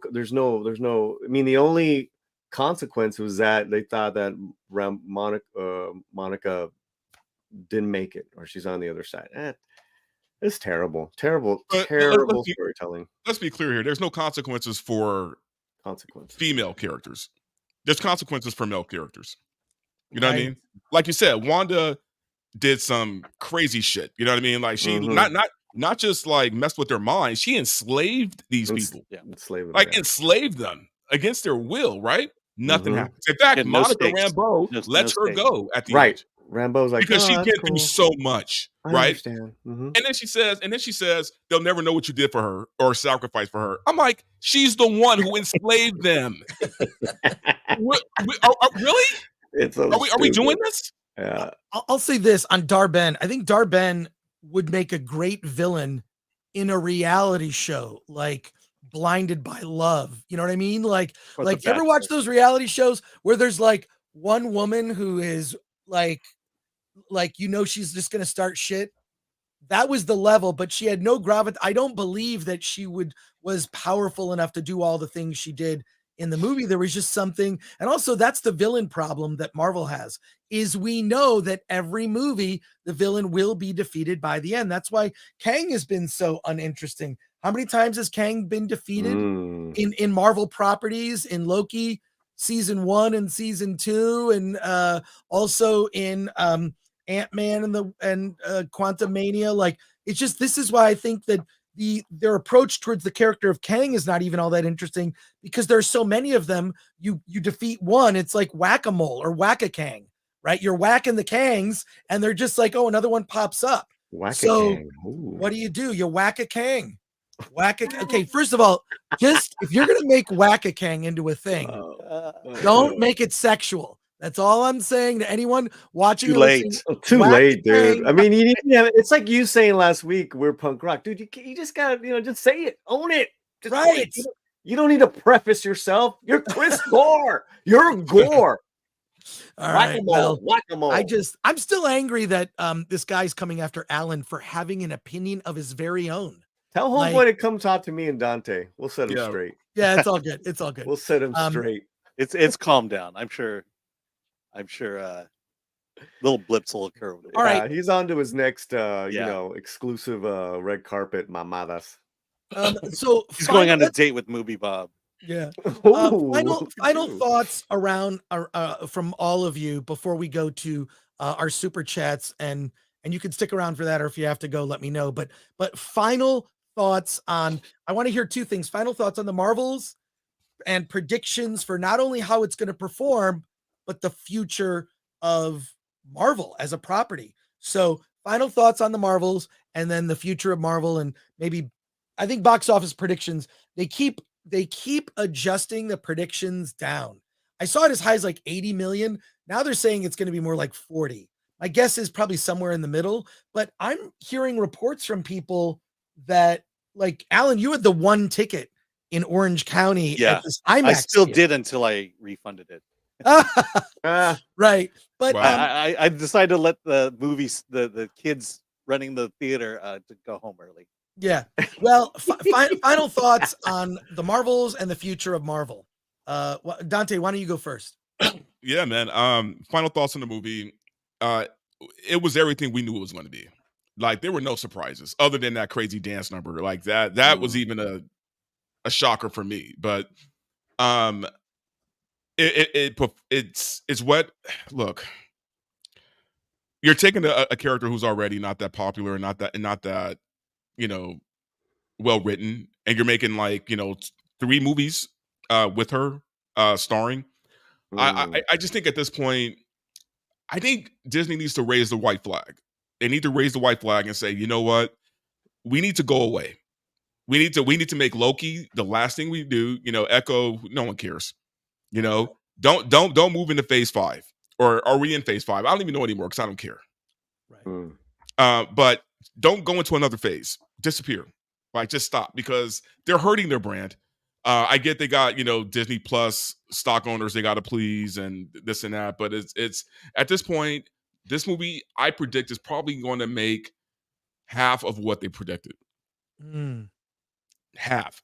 I don't think people are going to turn out. Today is a holiday, and I don't think people are going to turn out to go see this movie. So, right.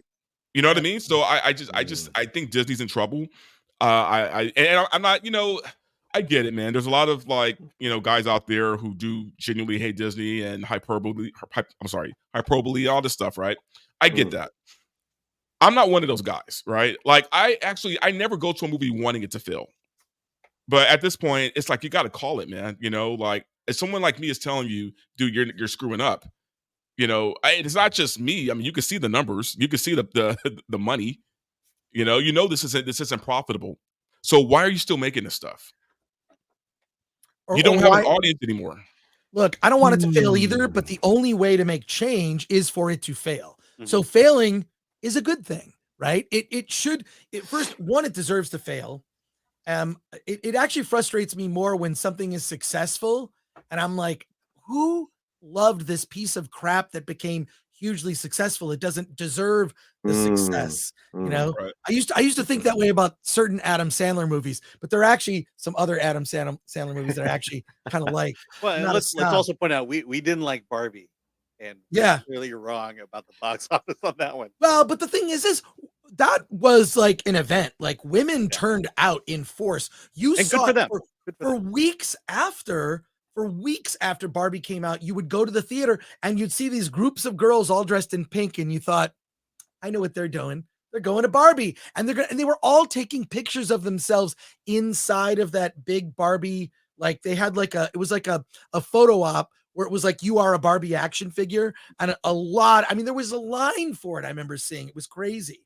Yeah, So and guess what? It wasn't made for us, and it made a shit ton of money. right, and I have no problem with that. It's fine. Paulie, your final thoughts and then predictions for the future of Marvel. Well, final thoughts on the film. Don't go see it. You want to see you want to feel good about humanity. You want to feel good, like, see some good stories. Go see the Holdovers. Go see Radical. Those are real. That's a real life superhero film about this incredible teacher and these kids. 100%. Do not go and spend your money on this trash. And Marvel has been failing. This has been a failure now of a couple of years. One movie after the other. In the future is already there. I put it in the private chat. It was projected to gross around 60 million this weekend. It's made 6.6 last night. That's a third of what Captain Marvel made. Or Ant-Man. Listen, they're all bad. It's all bad. Right. It's just all bad. I say the worse it could be, the bigger the failure can be, maybe something will rise out of those ashes, but it has to burn. It has to burn. Disney has to lose enough money. Get into the DNA of these executives who greenlight this garbage, and let it sink in to just violently change everything. Get rid of Feige, change everything. That is how I feel. Paulie, you put in the chat, in the United States and Canada, the Marvels is projected to gross around 60 million. That's the US and Canada. So what they're trying to do, they're already with the numbers trying to make them look good. So if it's so 60 million is US and Canada combined, don't they just say domestic gross, which is the United States? They say domestic gross and then global. They're already combining. They're cheating by saying that it's projected to make 60 million in the US and Canada. Yeah, and you're right. It opened the previews, which is the Thursday night previews, right? The Right. screening started about 5:00 or so. It made 6.6 million on the Thursday night previews, which was down from 20.7 million from the Amazing. original Captain Marvel, which came out in 2018. So yeah, there you go. And you're saying I just put in the chat the budget. Yeah, the budget was $274 million, nearly $300 million. Plus, compare the hour and 40 minutes, right? Yeah, hour 40. And then compare the quality of Captain Marvel versus the Marvels, and it is a stark distinction. Right. Alan, your final thoughts and predictions. Yeah.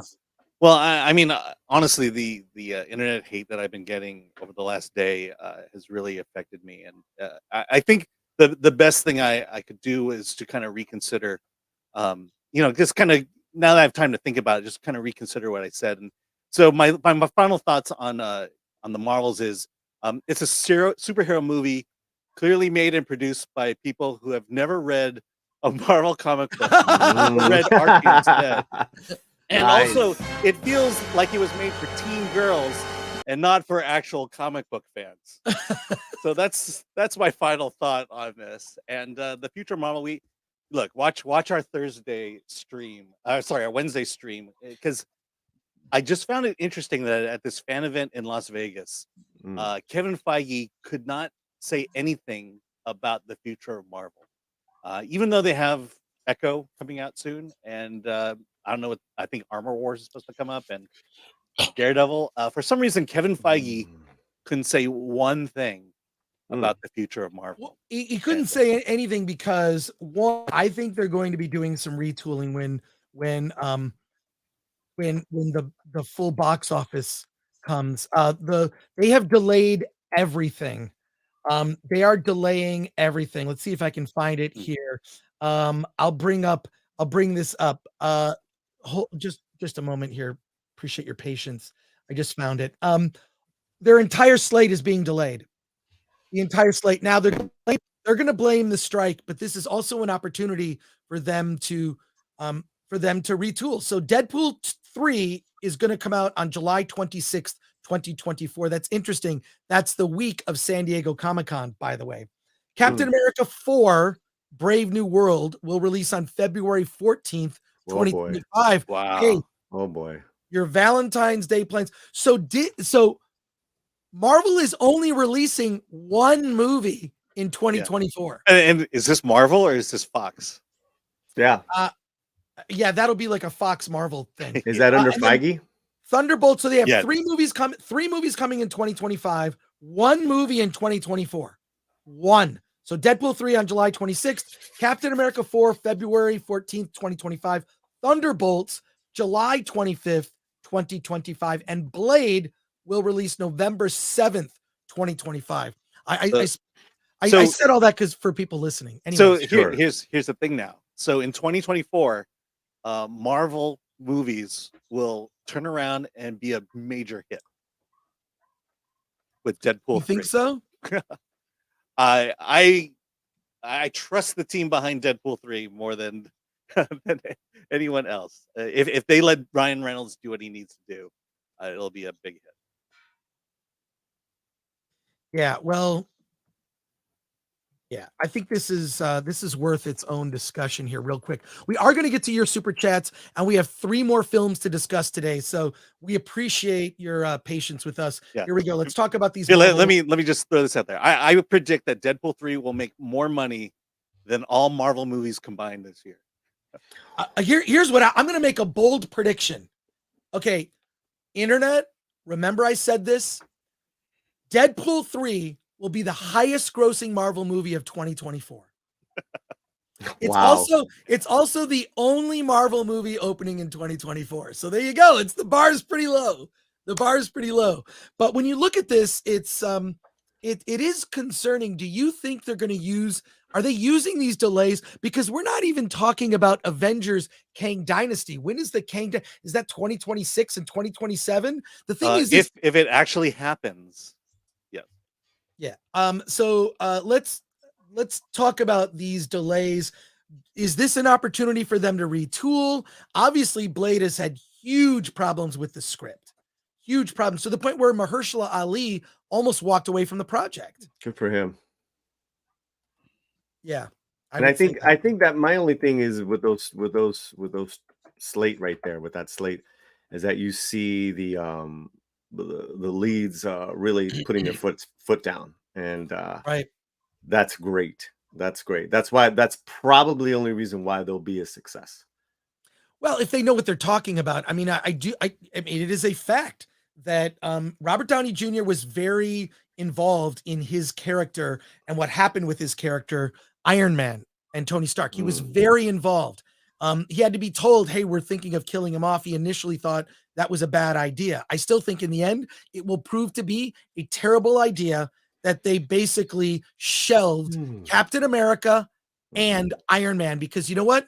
I promise you, when you look at by character, what merch sells the most, it ain't Captain Marvel. In spite of them shelving these characters, Captain Marvel and Iron Man, Captain America and Iron Man, the merch for those characters is gonna outsell. It's just going to. And these movies, I mean, Thunderbolts, I've heard of it, but it's not, what is it? And Captain America 4, Chris Evans isn't in it. Okay. As far as I know, do you think they're going to last minute throw here's Chris another Evans, Steve Rogers in there? Yeah. Another thing, Chris, is that they've just done such a poor job of bringing up anyone new and exciting so that could sell merch. Right. You know, as far as these characters. I mean, that's not our fault. None of this is our fault. You know, it's like you're blaming the fans for not liking this shit. Well, sorry, but I mean, if we're going to be really honest, let's just say Disney does not want to invest. They don't want to invest in strong male characters anymore. They don't want that. If you look at why Mahershala walked away, it's because they wanted him to play fourth lead in his own movie, where 3 women are the stars of the film, and Blade is just the backup. So Disney doesn't want to invest in strong male characters. If you look at Captain Marvel, name a strong male character. There wasn't one. Nick Fury was not a strong male character in that movie. no. He was comic relief. He was comic relief. All the men were comic relief. Comic relief. The So family. Disney does not want to invest in that, and I think Disney has drawn their line in the sand at this point. Like they have, they've drawn their line in the sand and said, "We're not going to do this. We're not going to create any more strong male characters." I guarantee you, Captain Falcon or Captain America or whatever, he's going to be a little feminized. He's going to be he's going to be very woke. It's going to be very, a lot of racism involved in that movie. It's going to be, that's the only time they will invest in a character is when they could pander, right? So I just believe at this point, unless, the finger of God, touches down, they're willing to sink the ship. I think the higher ups of Disney are willing to sink the ship. I mean, I'll say this: there is a potential shakeup at the top with Nelson Peltz. Yeah, but there have been several shakeups, and they're still. But the thing is, however that plays out may say a lot about the direction of Marvel, and I think that's why Kevin Feige can't talk about it. I think until leadership is settled and figured out, I think it's on hold. I think Marvel is on hold.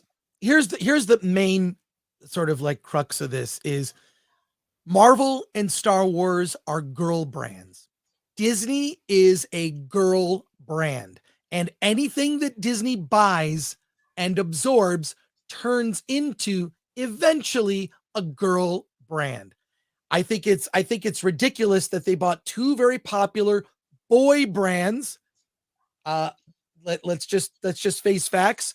Most people who are fans of Star Wars are men. Most people who are fans of Marvel are men. They grew up reading the comics. They take it all very seriously. And they thought, well, let's take these boy brands. We've already got the boy audience. We don't need to pay attention to them. We're going to bring in a female audience. What it did is it feminized the brand, and the original audience, they've lost it. Let's go to the comments. You guys can you guys stick around for some of these comments? Yeah. And you're so right, Chris, because it's just like, we had incredible female superheroes. Yeah. From Rogue, Jean Grey, Storm. I mean, I grew up on those, man. Hey. I mean, Eric July is here. Wow. Young Rippa. Hey, get Alpha Core. I picked it up.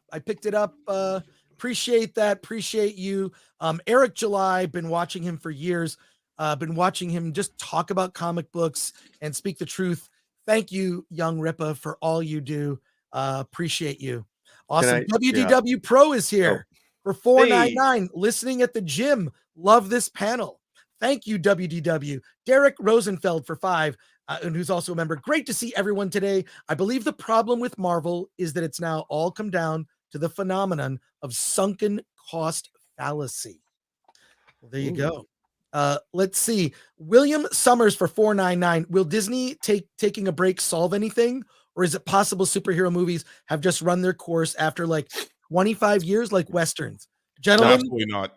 Absolutely not. I mean, just from the success of Generation V, there's no way. The Boys, there's some good superhero stuff out there. Invincible, funny enough, they're all Amazon Prime characters. Well, we were talking about this driving home, Dante. Across the universe, Miles Morales, like that Gary, was a huge hit. It was a huge hit. It's a monster hit. Guardians of the Galaxy was fine. I don't think there's superhero fatigue. I think there's MCU fatigue at this point. Well, I mean, DC's going through the same thing. Well, DC's already kind of gone away, though. DC never had the success that Marvel had. I mean, they had one. Well, the first Superman. Let's be real. The first Superman. We're talking about with Man of Steel? No, Christopher Reeves back in the 70s. Oh no, we're talking about. Oh, no, we're modern. talking about Come the on. DCEU. Last 25 years. Come on. I'm just saying they had a success. Batman was a success. So thank you, William, for that. And William also sent in a 199. Johnny G for 10. I work in the biz.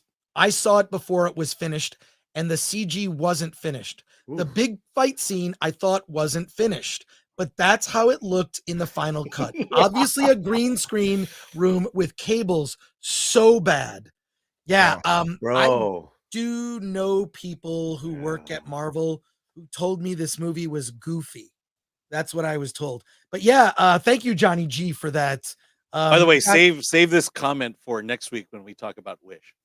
That's all we're gonna talk about Wish next week. Contrarian 420. Dante likes that one for 2. Yeah. The last great superhero movie was Sin City. Well, it looked like the comic. That's one thing you could say about it's Sin a comic City. book movie, definitely. Alita Battle. That's a comic book movie Yeah. for sure. That is inspired directly by the comic.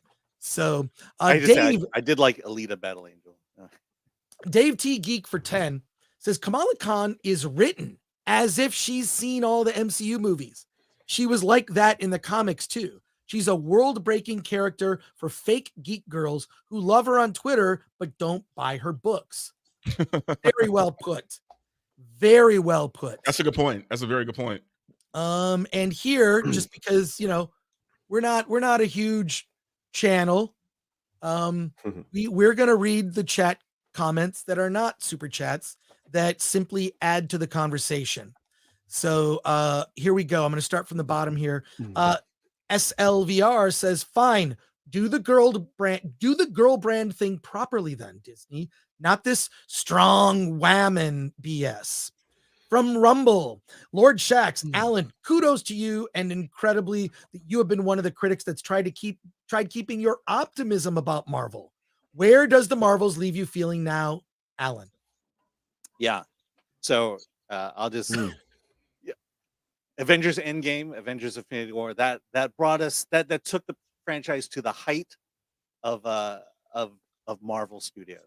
And the Marvels, everything in phase 4 and 5 has led to the lowest point of Marvel. And so that's where we stand. We can we go further down? I like to think we've hit rock bottom right now, but that's my optimism. That's going to make a great YouTube short. Yes. Thank you, Alan. And thank you for your question, Lord Shax. Warlock 9, I literally just walked out of the movie. I don't get all the hate. The movie was fine. I enjoyed it more than many other Marvel movies. I also thought Ms. Marvel was the best Marvel. The best. That's fair. I'm with him on that last sentence. Not going to shame you. Not Warlock 9, not going to shame you. You're free to enjoy it. Also, it's fine to like bad movies or bad TV. Like I say that all the time. There's plenty of bad movies I love. Well, plenty of bad TV I love. It's fine, but I can admit that they're bad. Right. I mean, I just to make an analogy, I've discussed this before, is that Superman 4: The Quest for Peace is a terrible movie.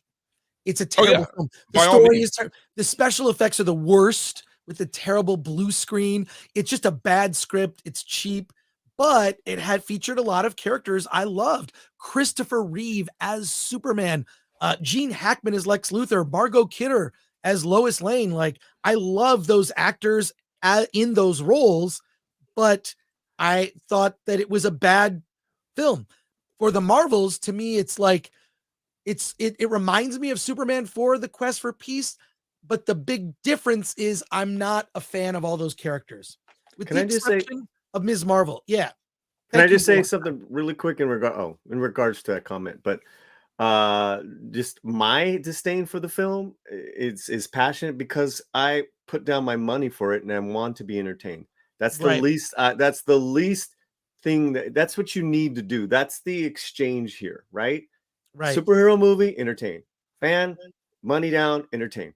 You can't do that. No, that's it.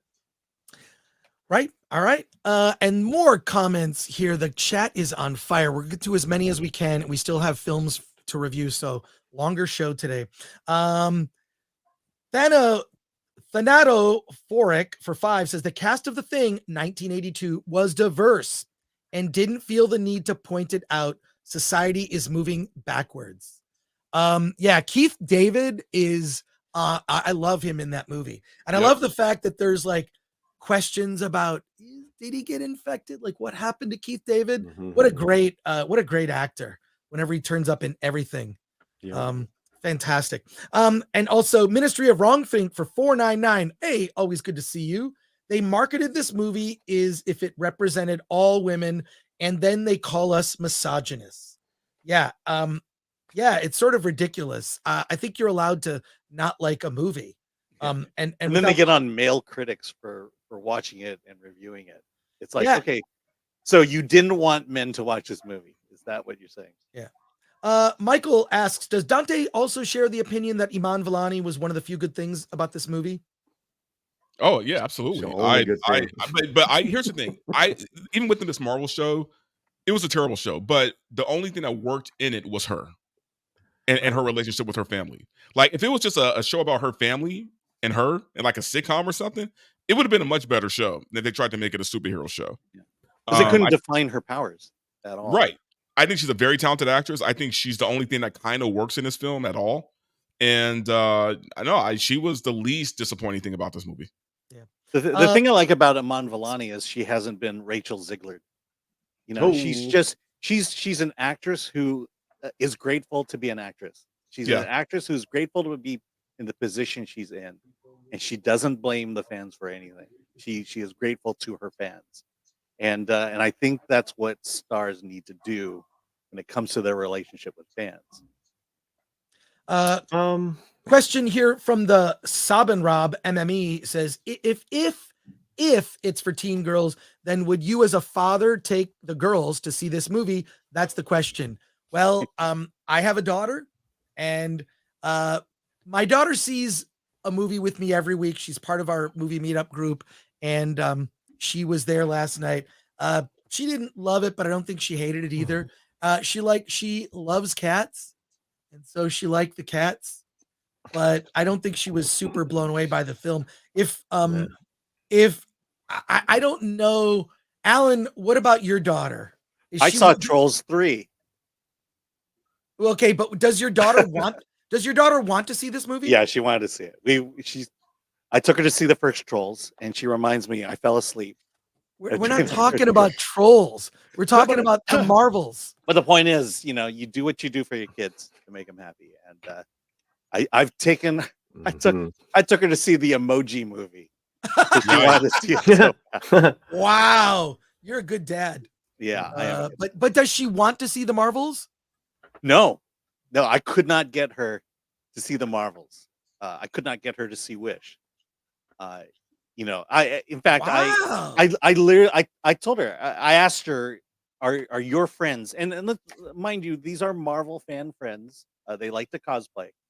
And I asked her, are your friends going to go see the Marvels? And she says all of them said that the trailer looked lame.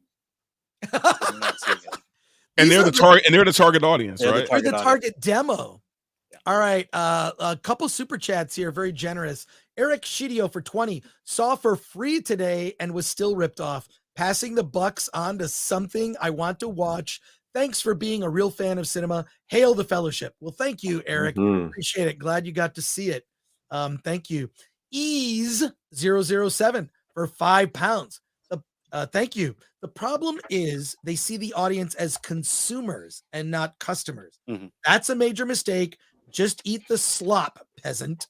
Yeah. And that's what you got was the idea of if we just make a superhero movie, if we just make a Star Wars movie, they will come out and give us money. So yeah, when I say like entertain, that's like the base level. You know, right. You actually want to be like you want to escape, you want to be enlightened, you want to have fun. No one goes into a superhero not wanting to have fun. I mean, that's just ridiculous. Right. You know, so yeah. Yeah. Okay. Continuing with comments and questions here. Do teen girls have a lot of expendable income, Alan? Asks Brock Samsonite. The rich white ones do. Oh, what? Whoa. Yeah. Whoa, let me write that down. What about the rich? What about the rich Asians or the rich Yeah, I heard they're crazy. The rich Asian ones, they're in scholarship money right now. Oh my God. I'm so tired of things that divide this country. It's ridiculous. I wrote rich, white / Asian. There you go. There you go. So it's now on Asian parents will not let their kids. Oh, and I got some Asian hate they wanted me to change the Latino slant, saying the slant is derogative of Asian. Oh, did someone actually finally do that? Yep. And I said, By the way, the Supreme Court has said you can use slang. Well, there you go. There you go. Spidey Sensei 72, who's a member, says, "Did they really give her a grill because the actress has gaps in her teeth in real life?" I think so. I think they did. I don't know why. Look, that's Tom Hiddleston's fiance in real life, the actress who plays Dar-Ben. Okay, really? Yes. Yeah. Yes. Yeah. And it just seems a little weird. I'll just say it. They took a very attractive woman and made her ugly. What's her name? For some reason. I think that's become the trend now, man. You can't have an attractive woman on screen. But yeah. And by the way, from what I've seen, it's not a grill. They filled in the gaps in her teeth with silver, I think. Yeah, it's weird. Yeah. It's like they just they desexualized her, which is what Disney does to all of their characters, whether it's in Star Wars or Marvel. They have desexualized women. Okay, there is a shot. You can see it's from the set of Iron Man 2. Jon Favreau's directing, and Scarlett Johansson has the full Black Widow outfit on, and she just walks down a hall, and you see Jon Favreau looking at her ass, and she's like flaunting it. She's like, "Hey, what do you think of the outfit?" And she's flaunting it. I mean, I miss. But you know what? That's also true to her character, though, man. Black Widow uses her sexuality as a weapon. That's how she defeated Loki. I mean, Rumble Hotep says, "Alan, please keep talking about Trolls 3. I don't want to see the Marvels again. We'll talk about Trolls when it opens." I'll just say NSYNC reunion. Need I say more? Yeah. Boomer Banzai says Carol Danvers was an Air Force officer who fell in love with an alien and then gained his powers when he died. Imagine that movie. Yeah, that could never get made. CD Stein 69. Good to see you here. The bad thing is Carol Danvers, when she was Ms. Marvel, she was a complex character. She was an alcoholic. She was a terrible person in the comic. Well, because her powers were taken away from her. Bobby's World, who's a member for 10. Hey, Bobby's World. Ahoy. Don't always agree with Alan, but I do love his takes on things. His thoughts of the Marvels just show how much a Marvel shill he is. Rock on, Film Threat and guests. What? I think he's referring to the fact that I gave it a 4 out of 10. Well, 4 out of 10 is too high of a score. It's way too high. That's way too high. That's way too high. Thank you, Bobby's World. One Punch Man Tolkien fan. Weird. I like to just say that. She's never going to live that down, by the way. Weird. She doesn't care, man. Effing book cleavage is shunned by Hollywood. Like Gore said, they are afraid of sexual bombshell women. You almost never see the glam of old anymore, except on the red carpet. That's when you can show off your ample bosoms. I mean, it's just bizarre how they've look, a lot of things have happened socially speaking in the last couple of years, some good, most bad, and creating a divide, not just between, different ethnicities, whatever you call it, just that sort of divide, but the divide between men and women. There are efforts to divide men and women. I think it's awful, and I think women appreciate an attractive, sexy man, i.e., the original Avengers, the shirtless Avengers. There's a video on the Film Threat YouTube channel called "The Topless Avengers," where we just compiled from phase 1 and 2, all of the scenes where characters took their tops off, which is fun. You mentioned it on Wednesday, but there's no romance in this, and there's no romance. Look, phase 4 and 5. The only romance: Spider-Man and Doctor Strange.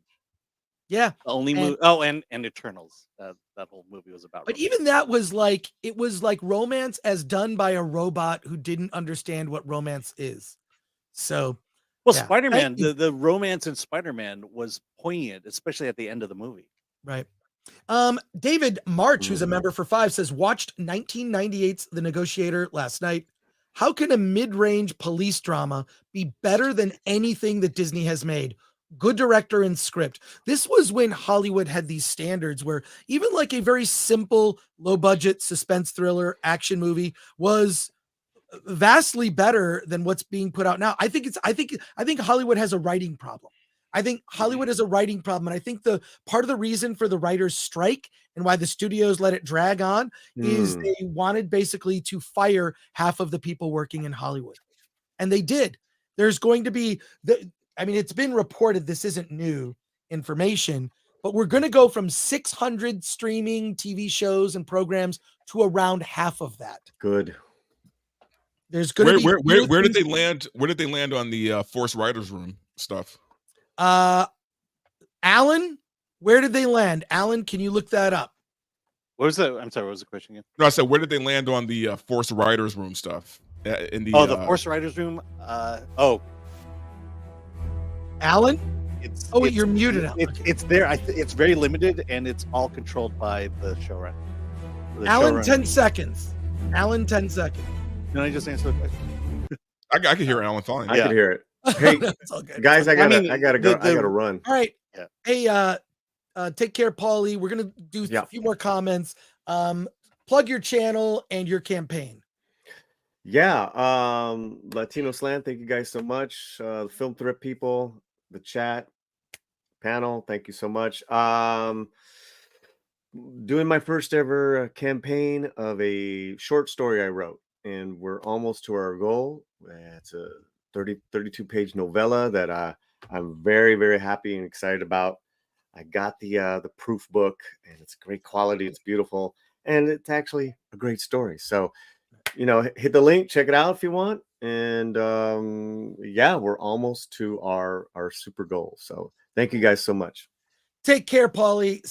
I'll see you at the movies. See the movies. Who said that? At the movies. Oh, I'll see you at the movies. No, I see you like at the movie at least a couple times a month. Love you, brother. Take care. Love, man. All right. Thanks. Later. Thanks. Now it's awkward because he's still here. No, he just left. All right. Okay. A few more chat comments and questions here. And Dante, let me know if you need to leave. Yeah, I'll take off after the Okay, comment. cool. Okay. Imagine thinking you are going to get rich making rom-coms for men. Knowing your market is a basic marketing tenet, says Randall White for $9.99. Yeah, absolutely. It's like, it doesn't make any sense. You scale the thing you're making to the audience. You don't look, if you've got 50 customers a day and you start to make donuts for gays, you can make a gay donut. Let's say you make gay donuts. Your audience is like 50 people, but you make hundreds of these gay donuts. You're going to lose when it comes to gay donuts. Maybe they should be called gay donut holes. I don't know. In any case, I feel like that's actually a good idea. That could be something hugely popular. In West Hollywood, open a gay bakery. Oh yeah, that was huge. But know Absolutely. your market. I think Know they've done that already. Oh yeah. Is it gay, like a gay cake? They don't call it gay, but it's like, I'm sure there's like a donut holes gay joke in West Hollywood somewhere. This is going to replace Crunchy Bush. Every time I say something stupid, every time I make a random dumb thing. But Randall White So gay donut is the new. Look, I'm well aware. Film Threat is a website that we do cover mainstream Hollywood. Having said that, our focus is indie film. 90% of the movies we cover on Film Threat are small little indie movies you've never heard of. Among the best we like to talk about on the show, or at least the ones that get wider releases, we talk about.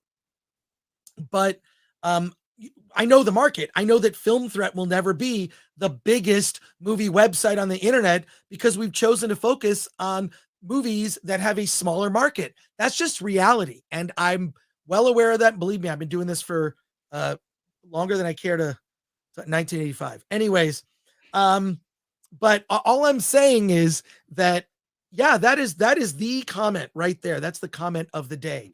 Know your market.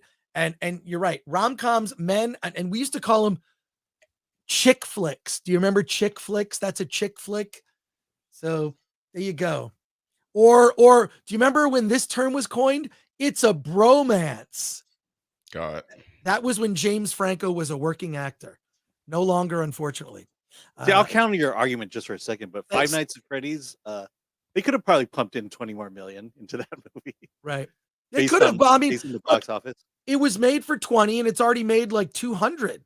Yeah. It's insane. Like good on them. Mhm. Mike MC Wong says the matriarchal line was bullshit. The prince who ruled a planet, and then goes on to say that is because Kamala Khan was a crazy Captain Marvel fangirl based on the comics where Captain Marvel was more Earth based. They didn't think of this adaptation to movie version where she did one fight.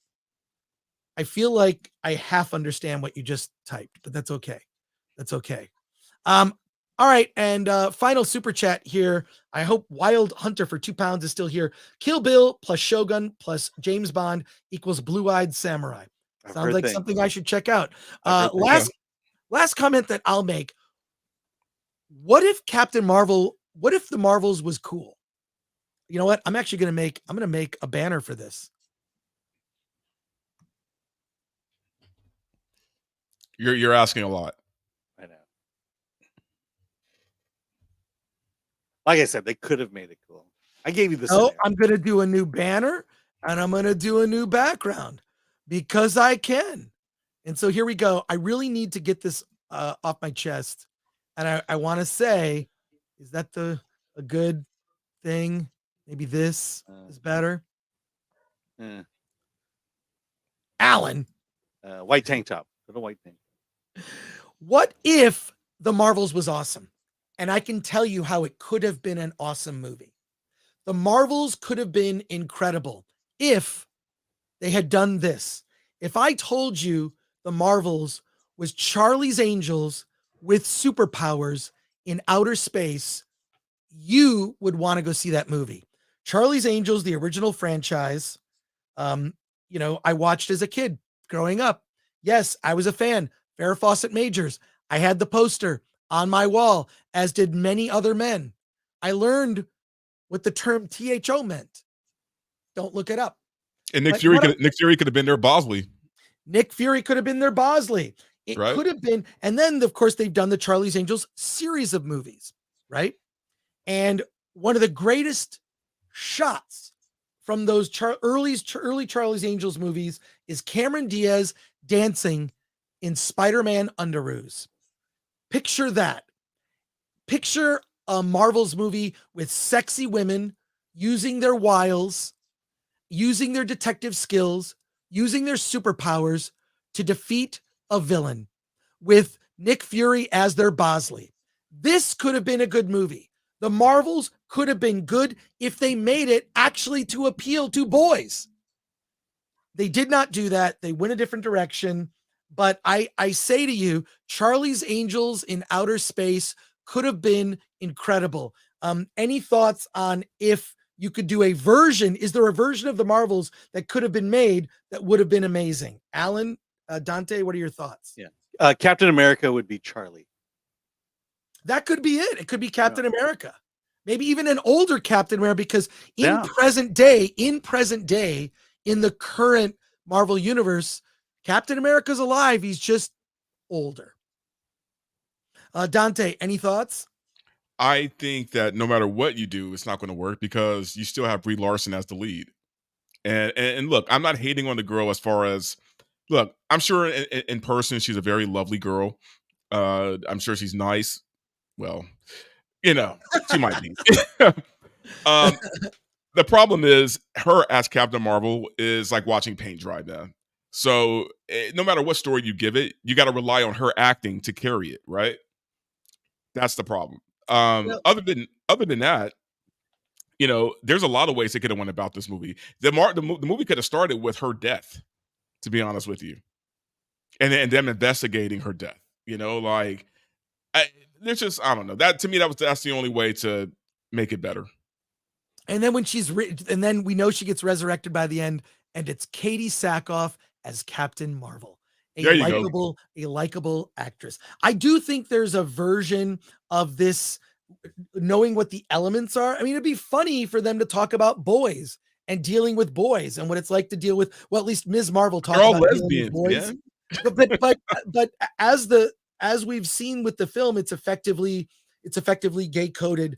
But Disney doesn't have the balls to actually make any of those characters gay at all. Even though I still believe my theory. My theory is that Captain Marvel is a gay character, that her and Maria Rambeau were in a relationship, and Monica Rambeau, no interest in her father whatsoever, because she may have been conceived differently. So there you go. I just wish they expanded upon Captain Marvel's sexless marriage. Well, we don't even know. The None Asian of these. man. Yeah. Monica Rambeau has no interest in her father. She has interest in her mother, and that's fine. That all works. But I do think, where's the dad in the picture? I don't know. Where's the dad in the picture for a lot of media these days? No dads. No dads. I looked it up. Very telling. I looked it up, but the father is not mentioned at all in Captain America or Captain Marvel. So there's no mention of a father. No, I'm well aware of that. There's no mention of a father, because that's not the priority. But there's no mention of strong men, period. Right. Well, in all seriousness, to me, the way the movie should have started was Captain Marvel is a planet killer, and then you build off of that. Right. And all right. It would have been much more dramatic. Would have felt like a comic book movie, and would have taken the story in very different and interesting directions. Well, I feel like I look, I'm an eternal optimist. I'm an eternal optimist, and I think there is a version of the Marvels that could have been fun, but this is not it. And we'll leave it there. Alan and I have other movies that we need to review. Yeah, and I need to actually check out. So. Okay, hey, let's rock those dad bods. Yeah, that's us. Suns and Shadows. Thank you for that. Cool. All right, Dante. Hey, take care. I will talk to you, and I'll see you at the movies, and more than likely the bar. Absolutely, guys. Definitely LA Comic-Con. I'll see you then. Yes, LA Comic-Con. Yes, take care, Dante. Our next endeavor. All right, guys. Awesome. Take care, man. Later. Peace. All right. We have a couple more films to review. I'm going to tell you about the Hunger Games. But I want to hear, we have 3 more films to cover. And they are thanks for sticking around. Alan's going to tell us about I'm going to tell you about Dream Scenario with Nicolas Cage. We're going to talk about the new Hunger Games, which opens next week. And Alan is going to tell us right now about the film Your Lucky Day. Alan, tell us about this movie. So this is our indie spotlight for today. Your Lucky Day is a simple story. It's we're at a convenience store. A man buys a lottery ticket and he wins the lottery. And the problem was, it was a rich white man who won it. And so one of a criminal in the group decides he's going to rob him of the lottery ticket. And as a result, bad things happen. The man dies. The security guard gets shot. There's a couple. The woman here you see in the background, they're stuck there, and then you have the convenience store owner. And the movie basically becomes this negotiation of, what do we do with this lottery ticket? The criminal is the one with the gun, but he doesn't want to go to jail, and so there's this. There has to be this elaborate plan to be hatched that will let the guy get away, the criminal, and be able to pass on some of the money to the others. But of course, no one trusts each other. And if you're thinking that this might be one of these movies where they're stuck in a room and they're talking, you would be wrong. It quickly escalates, and more people get killed, more people get injured. It's for an indie thriller, it's pretty good. And I say that because the production values are fairly low. I think there's some plot twist elements that aren't fully fleshed out. But I will say the one thing that stuck out to me in this movie is we have this young lady here. Midway through the film, she gets injured, and I won't say beyond that, but it's an injury that the writer and director, who I interviewed on the Film Threat interview channel, he kept that injury playing out throughout the entire film, meaning this injury didn't somehow magically heal itself, and she had to overcome quite a few odds, especially with guns, with this injury, and it plays out very interesting. So indie thriller, I would give it a 7. You know, when I say indie thriller, it's an indie thriller. So those are I'm setting expectations there. But yeah, it's a pretty thrilling film. It's very gritty and bloody as well. Cool. All right. It's like it's what I like about a small indie movie like this is it's using its resources, what they have in front of them, right? Mhm. Which is it's a small story, but it's more human based. Let's take a look at quick comment here.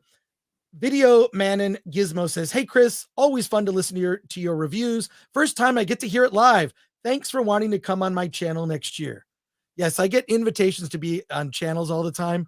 And my stock answer is I'm too busy. I'm too busy, but I will do it eventually. You're Like, busy, really? well, between now and the end of the year, pretty busy, Yeah. but I'll free up by early next year. So thank you, Gizmo. Special Agent Bill Maxwell. No payment will be made to a thief of a lottery ticket. The ticket would just be negated. See? Yeah. Yeah. I mean, it suffers from a few logic problems, yes, but And- it's a thriller. It's a thriller action. Matthew Hammond for 499. Was the Marvels so bad that it caused Dante's rose-colored glasses to go clear? He used to wear these glasses because he had like a big ring light, and he was just like, but yeah, you'll have to ask Dante. But thank you, Matthew Hammond. Appreciate that. All right. That was a good capsule review. I'm going to give you another one. We got 2 more films to review. Bonus. This is our long show today. Not our longest, but here we go. Give me a second to a reset. Yeah. You guys are free to. By the way, Ken Case, your test worked. Okay. What? I have no idea. I just saw it there. All right. I'm here to tell you about Dream Scenario, which is a film starring Nicolas Cage as a character named Paul Matthews. Paul Matthews is boring.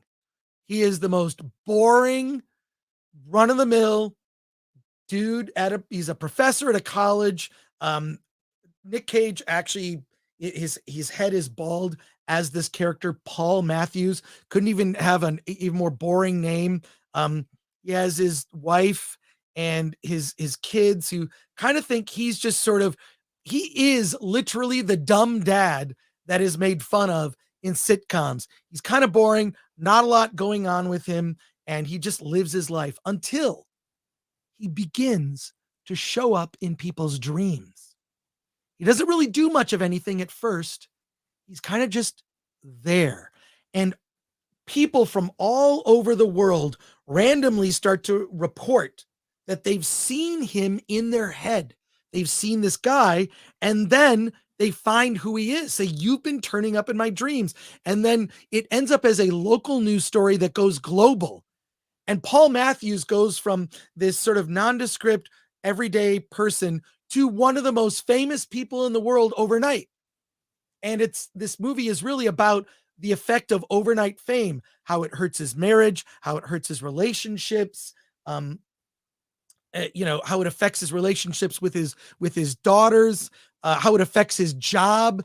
All of his relationships with families and friends are impacted with him having instant fame. Suddenly, the dreams go from rather sort of harmless dreams to him trying to murder people in dreams to he quickly becomes hated. So his newfound love and fame turns opposite. In effect, people are trying to cancel him for things that he's doing, he's not even responsible for, that are happening in his dreams. It's incredibly clever film, and it's directed by this guy. His name is Christopher Borgli, who he basically he claims that the movie is based on his dad. Okay. And his dad is Paul Matthews is based on his dad, who's kind of just like a boring run-of-the-mill dude. I'll say this. Very entertaining, really funny comedy. It's one of those, like what you call an existential comedy, like Groundhog's Day, when something magical and fantastical happens and then there's a lesson that's learned. I really enjoyed it. It's also, for my money, the best Nicolas Cage movie this year. And that's really saying something because Nicolas Cage stars in a lot of movies. It's put out by A24, and A24 really has developed a reputation of putting out really remarkable work. I mean, they champion movies that are unclassifiable, weird comedies, bizarre horror, and really, when you see the A24 logo on it, not always a home run, but you're in for something special. Yeah, Iron Claws in there. Yeah.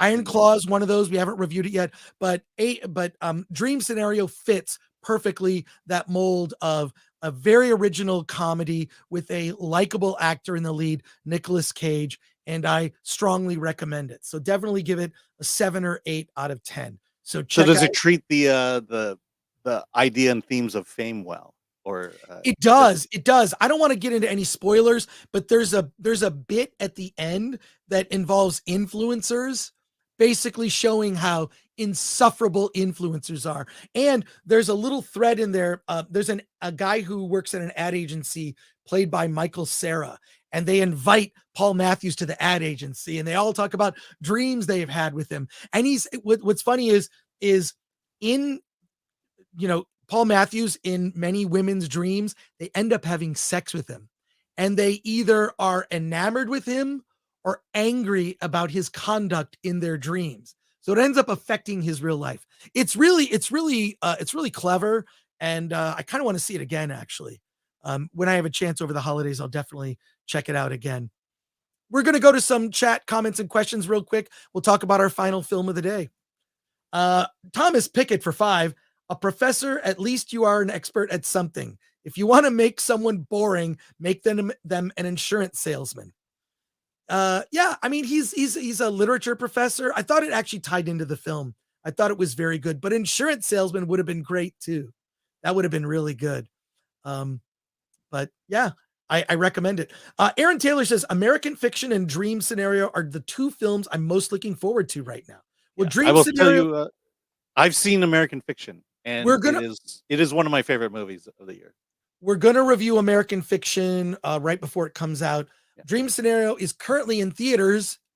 Go see that instead of the Marvels. That's what I would recommend.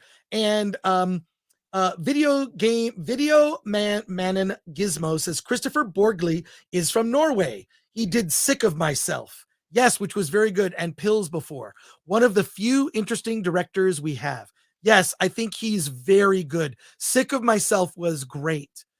So his work is very unique, and it's also funny, but not funny, haha. It's just funny because it's uncomfortable and weird. So yeah, Christopher Borgli, a one to watch for sure. And Nick 6, I'm disappointed in you, Chris. Alan, you are legit though. Why are you disappointed in me? Who starred that? You starred that. Alan always stars comments that are positive about him and negative about me. Why are you disappointed in me? What did I do? You got to be specific. Look, I don't mind if people disagree with me, but like, let's, you just starred that to do that. Maybe I did. Oh my God. All right. What do you think? What's the movie do you think we're going to cover next? What do you think? Yeah, I think it's that one. I do think it's that one too. All right. This is not a full review. This is a quick early reaction to The Hunger Games, The Ballad of Songbirds and Snakes. This movie stars Rachel Zegler, and she is a character named Lucy Gray, who represents her district in one of the early Hunger Games. And it should be noted that this movie is effectively, it's a prequel to the Hunger Games films starring Jennifer Lawrence. This happens in the early Hunger Games. The Hunger Games is something that was started by the government as a distraction for this dystopian world that exists in that present day. But here's what you will find that's interesting. Rachel Zegler's character, Lucy Gray, is not the main character. She is not the protagonist of this story. A young President Snow, played by Tom Blythe, is the lead character of this film. It's 2.5 hours broken into 3 parts, and it's the story of how President Snow went down a dark path. It is, and it could be compared to the descent of Anakin Skywalker from a virtuous Jedi Knight to an evil Dark Lord. This is the story of President Snow's descent into that. I saw an early screening of The Hunger Games, The Ballad of Songbirds and Snakes, and the person I saw it with had read the book, and it is apparently very accurate to the book. Lucy Gray is a big part of it, but what you come to find out is she's a complete fraud. Minor spoiler here, Snow, as a young man, helped her cheat in the Hunger Games. It ends up tying directly into, it doesn't lead directly necessarily to the Hunger Games films with Jennifer Lawrence, but you do have a better understanding of President Snow. I'll say for most of the film, I was kind of bored. And the Hunger Games is I have to give them a little bit of credit. It's a less sophisticated version of the Hunger Games as portrayed in the Jennifer Lawrence movies. They're actually still trying to figure out how the game should work and what the rules are. Viola Davis plays a character.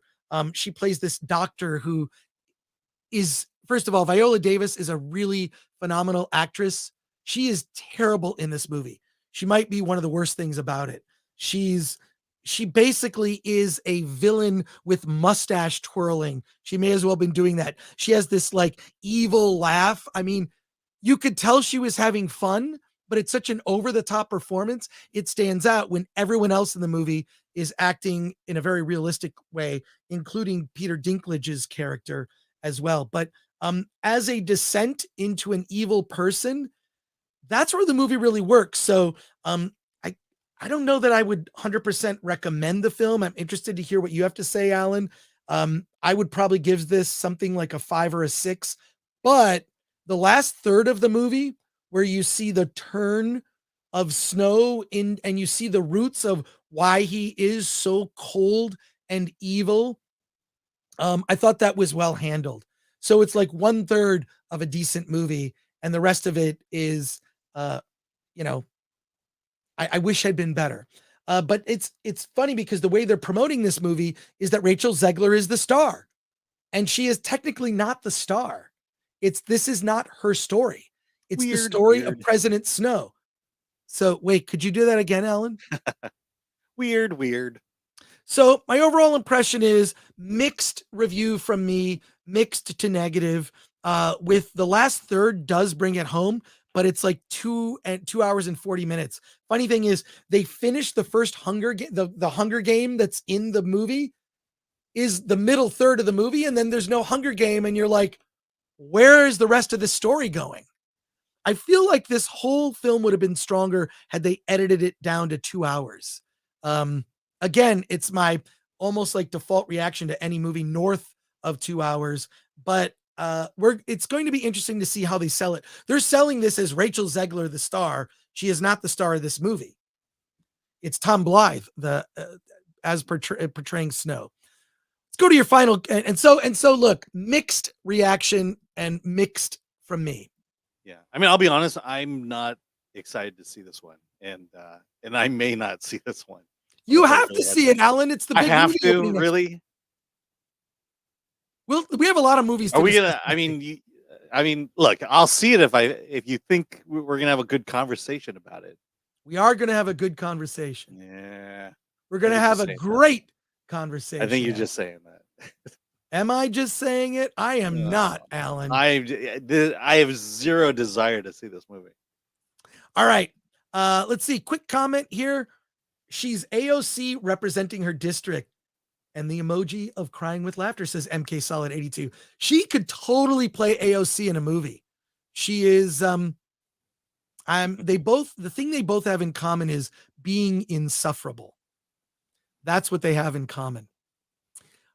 So there you go.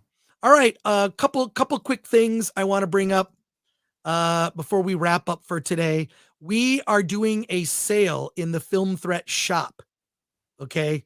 Support us and buy something. Go to shop.filmthreat.com. We're doing a Black Friday sale, 10% off. Just use the code FilmThreat-HO. By the way, Alan came up with that. Film Threat Ho for 10% off in the Film Threat shop. We've got 50 different new t-shirt designs.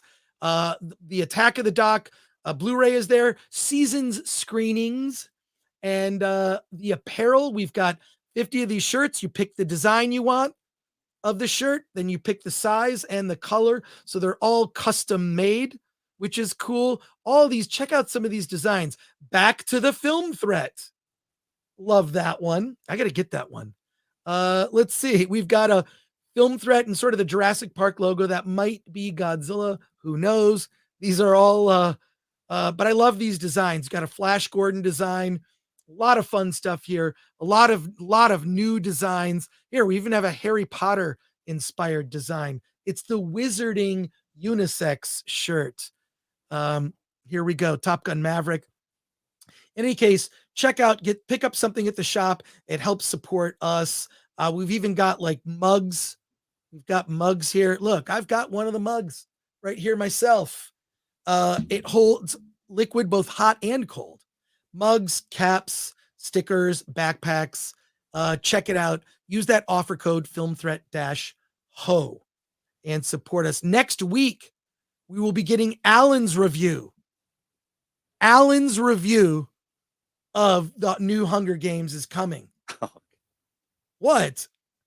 I can't wait for your review, Alan. Yeah, I'll be reviewing Wish as well next week. You're going to be reviewing Wish. Oh, that's right. That's right. Here's one of my favorite shirts. I need to get another one because I wear this shirt like a lot. It's Film Threat, but the logo's shaped like a bat. That's probably one of my favorites. So go to shop.filmthreat.com, link in the description. Next week, we've got, the next upcoming weeks are crazy with the amount of stuff. And the other thing that we have coming up is our show, Award This. Award This is coming. So quick about Award This. I want to let you know, Award This is our annual award show. We nominate about 75 different movies. The final nominations are on the Film Threat website. I'll show it to you right here. Where is that? These are the final nominees for a movie of the year. We do Best Director, Best Directress. They're on the site here. You can go to filmthreat.com, check it out on our homepage, and look at the short film nominees are here. There are 8 films nominated for short.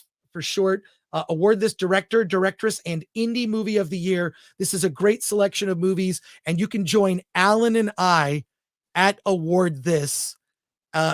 It's the only award show you can buy a ticket to. So if you've never been, it is really fun. Let's take a look at the trailer for Award This.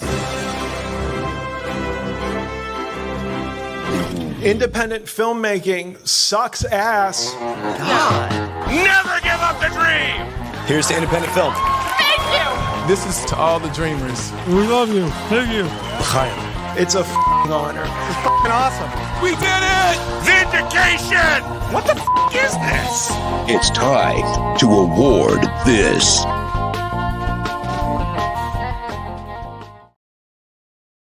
And there you go. You can join. There's a lot of swearing at the ceremony. Yeah, I forgot about that.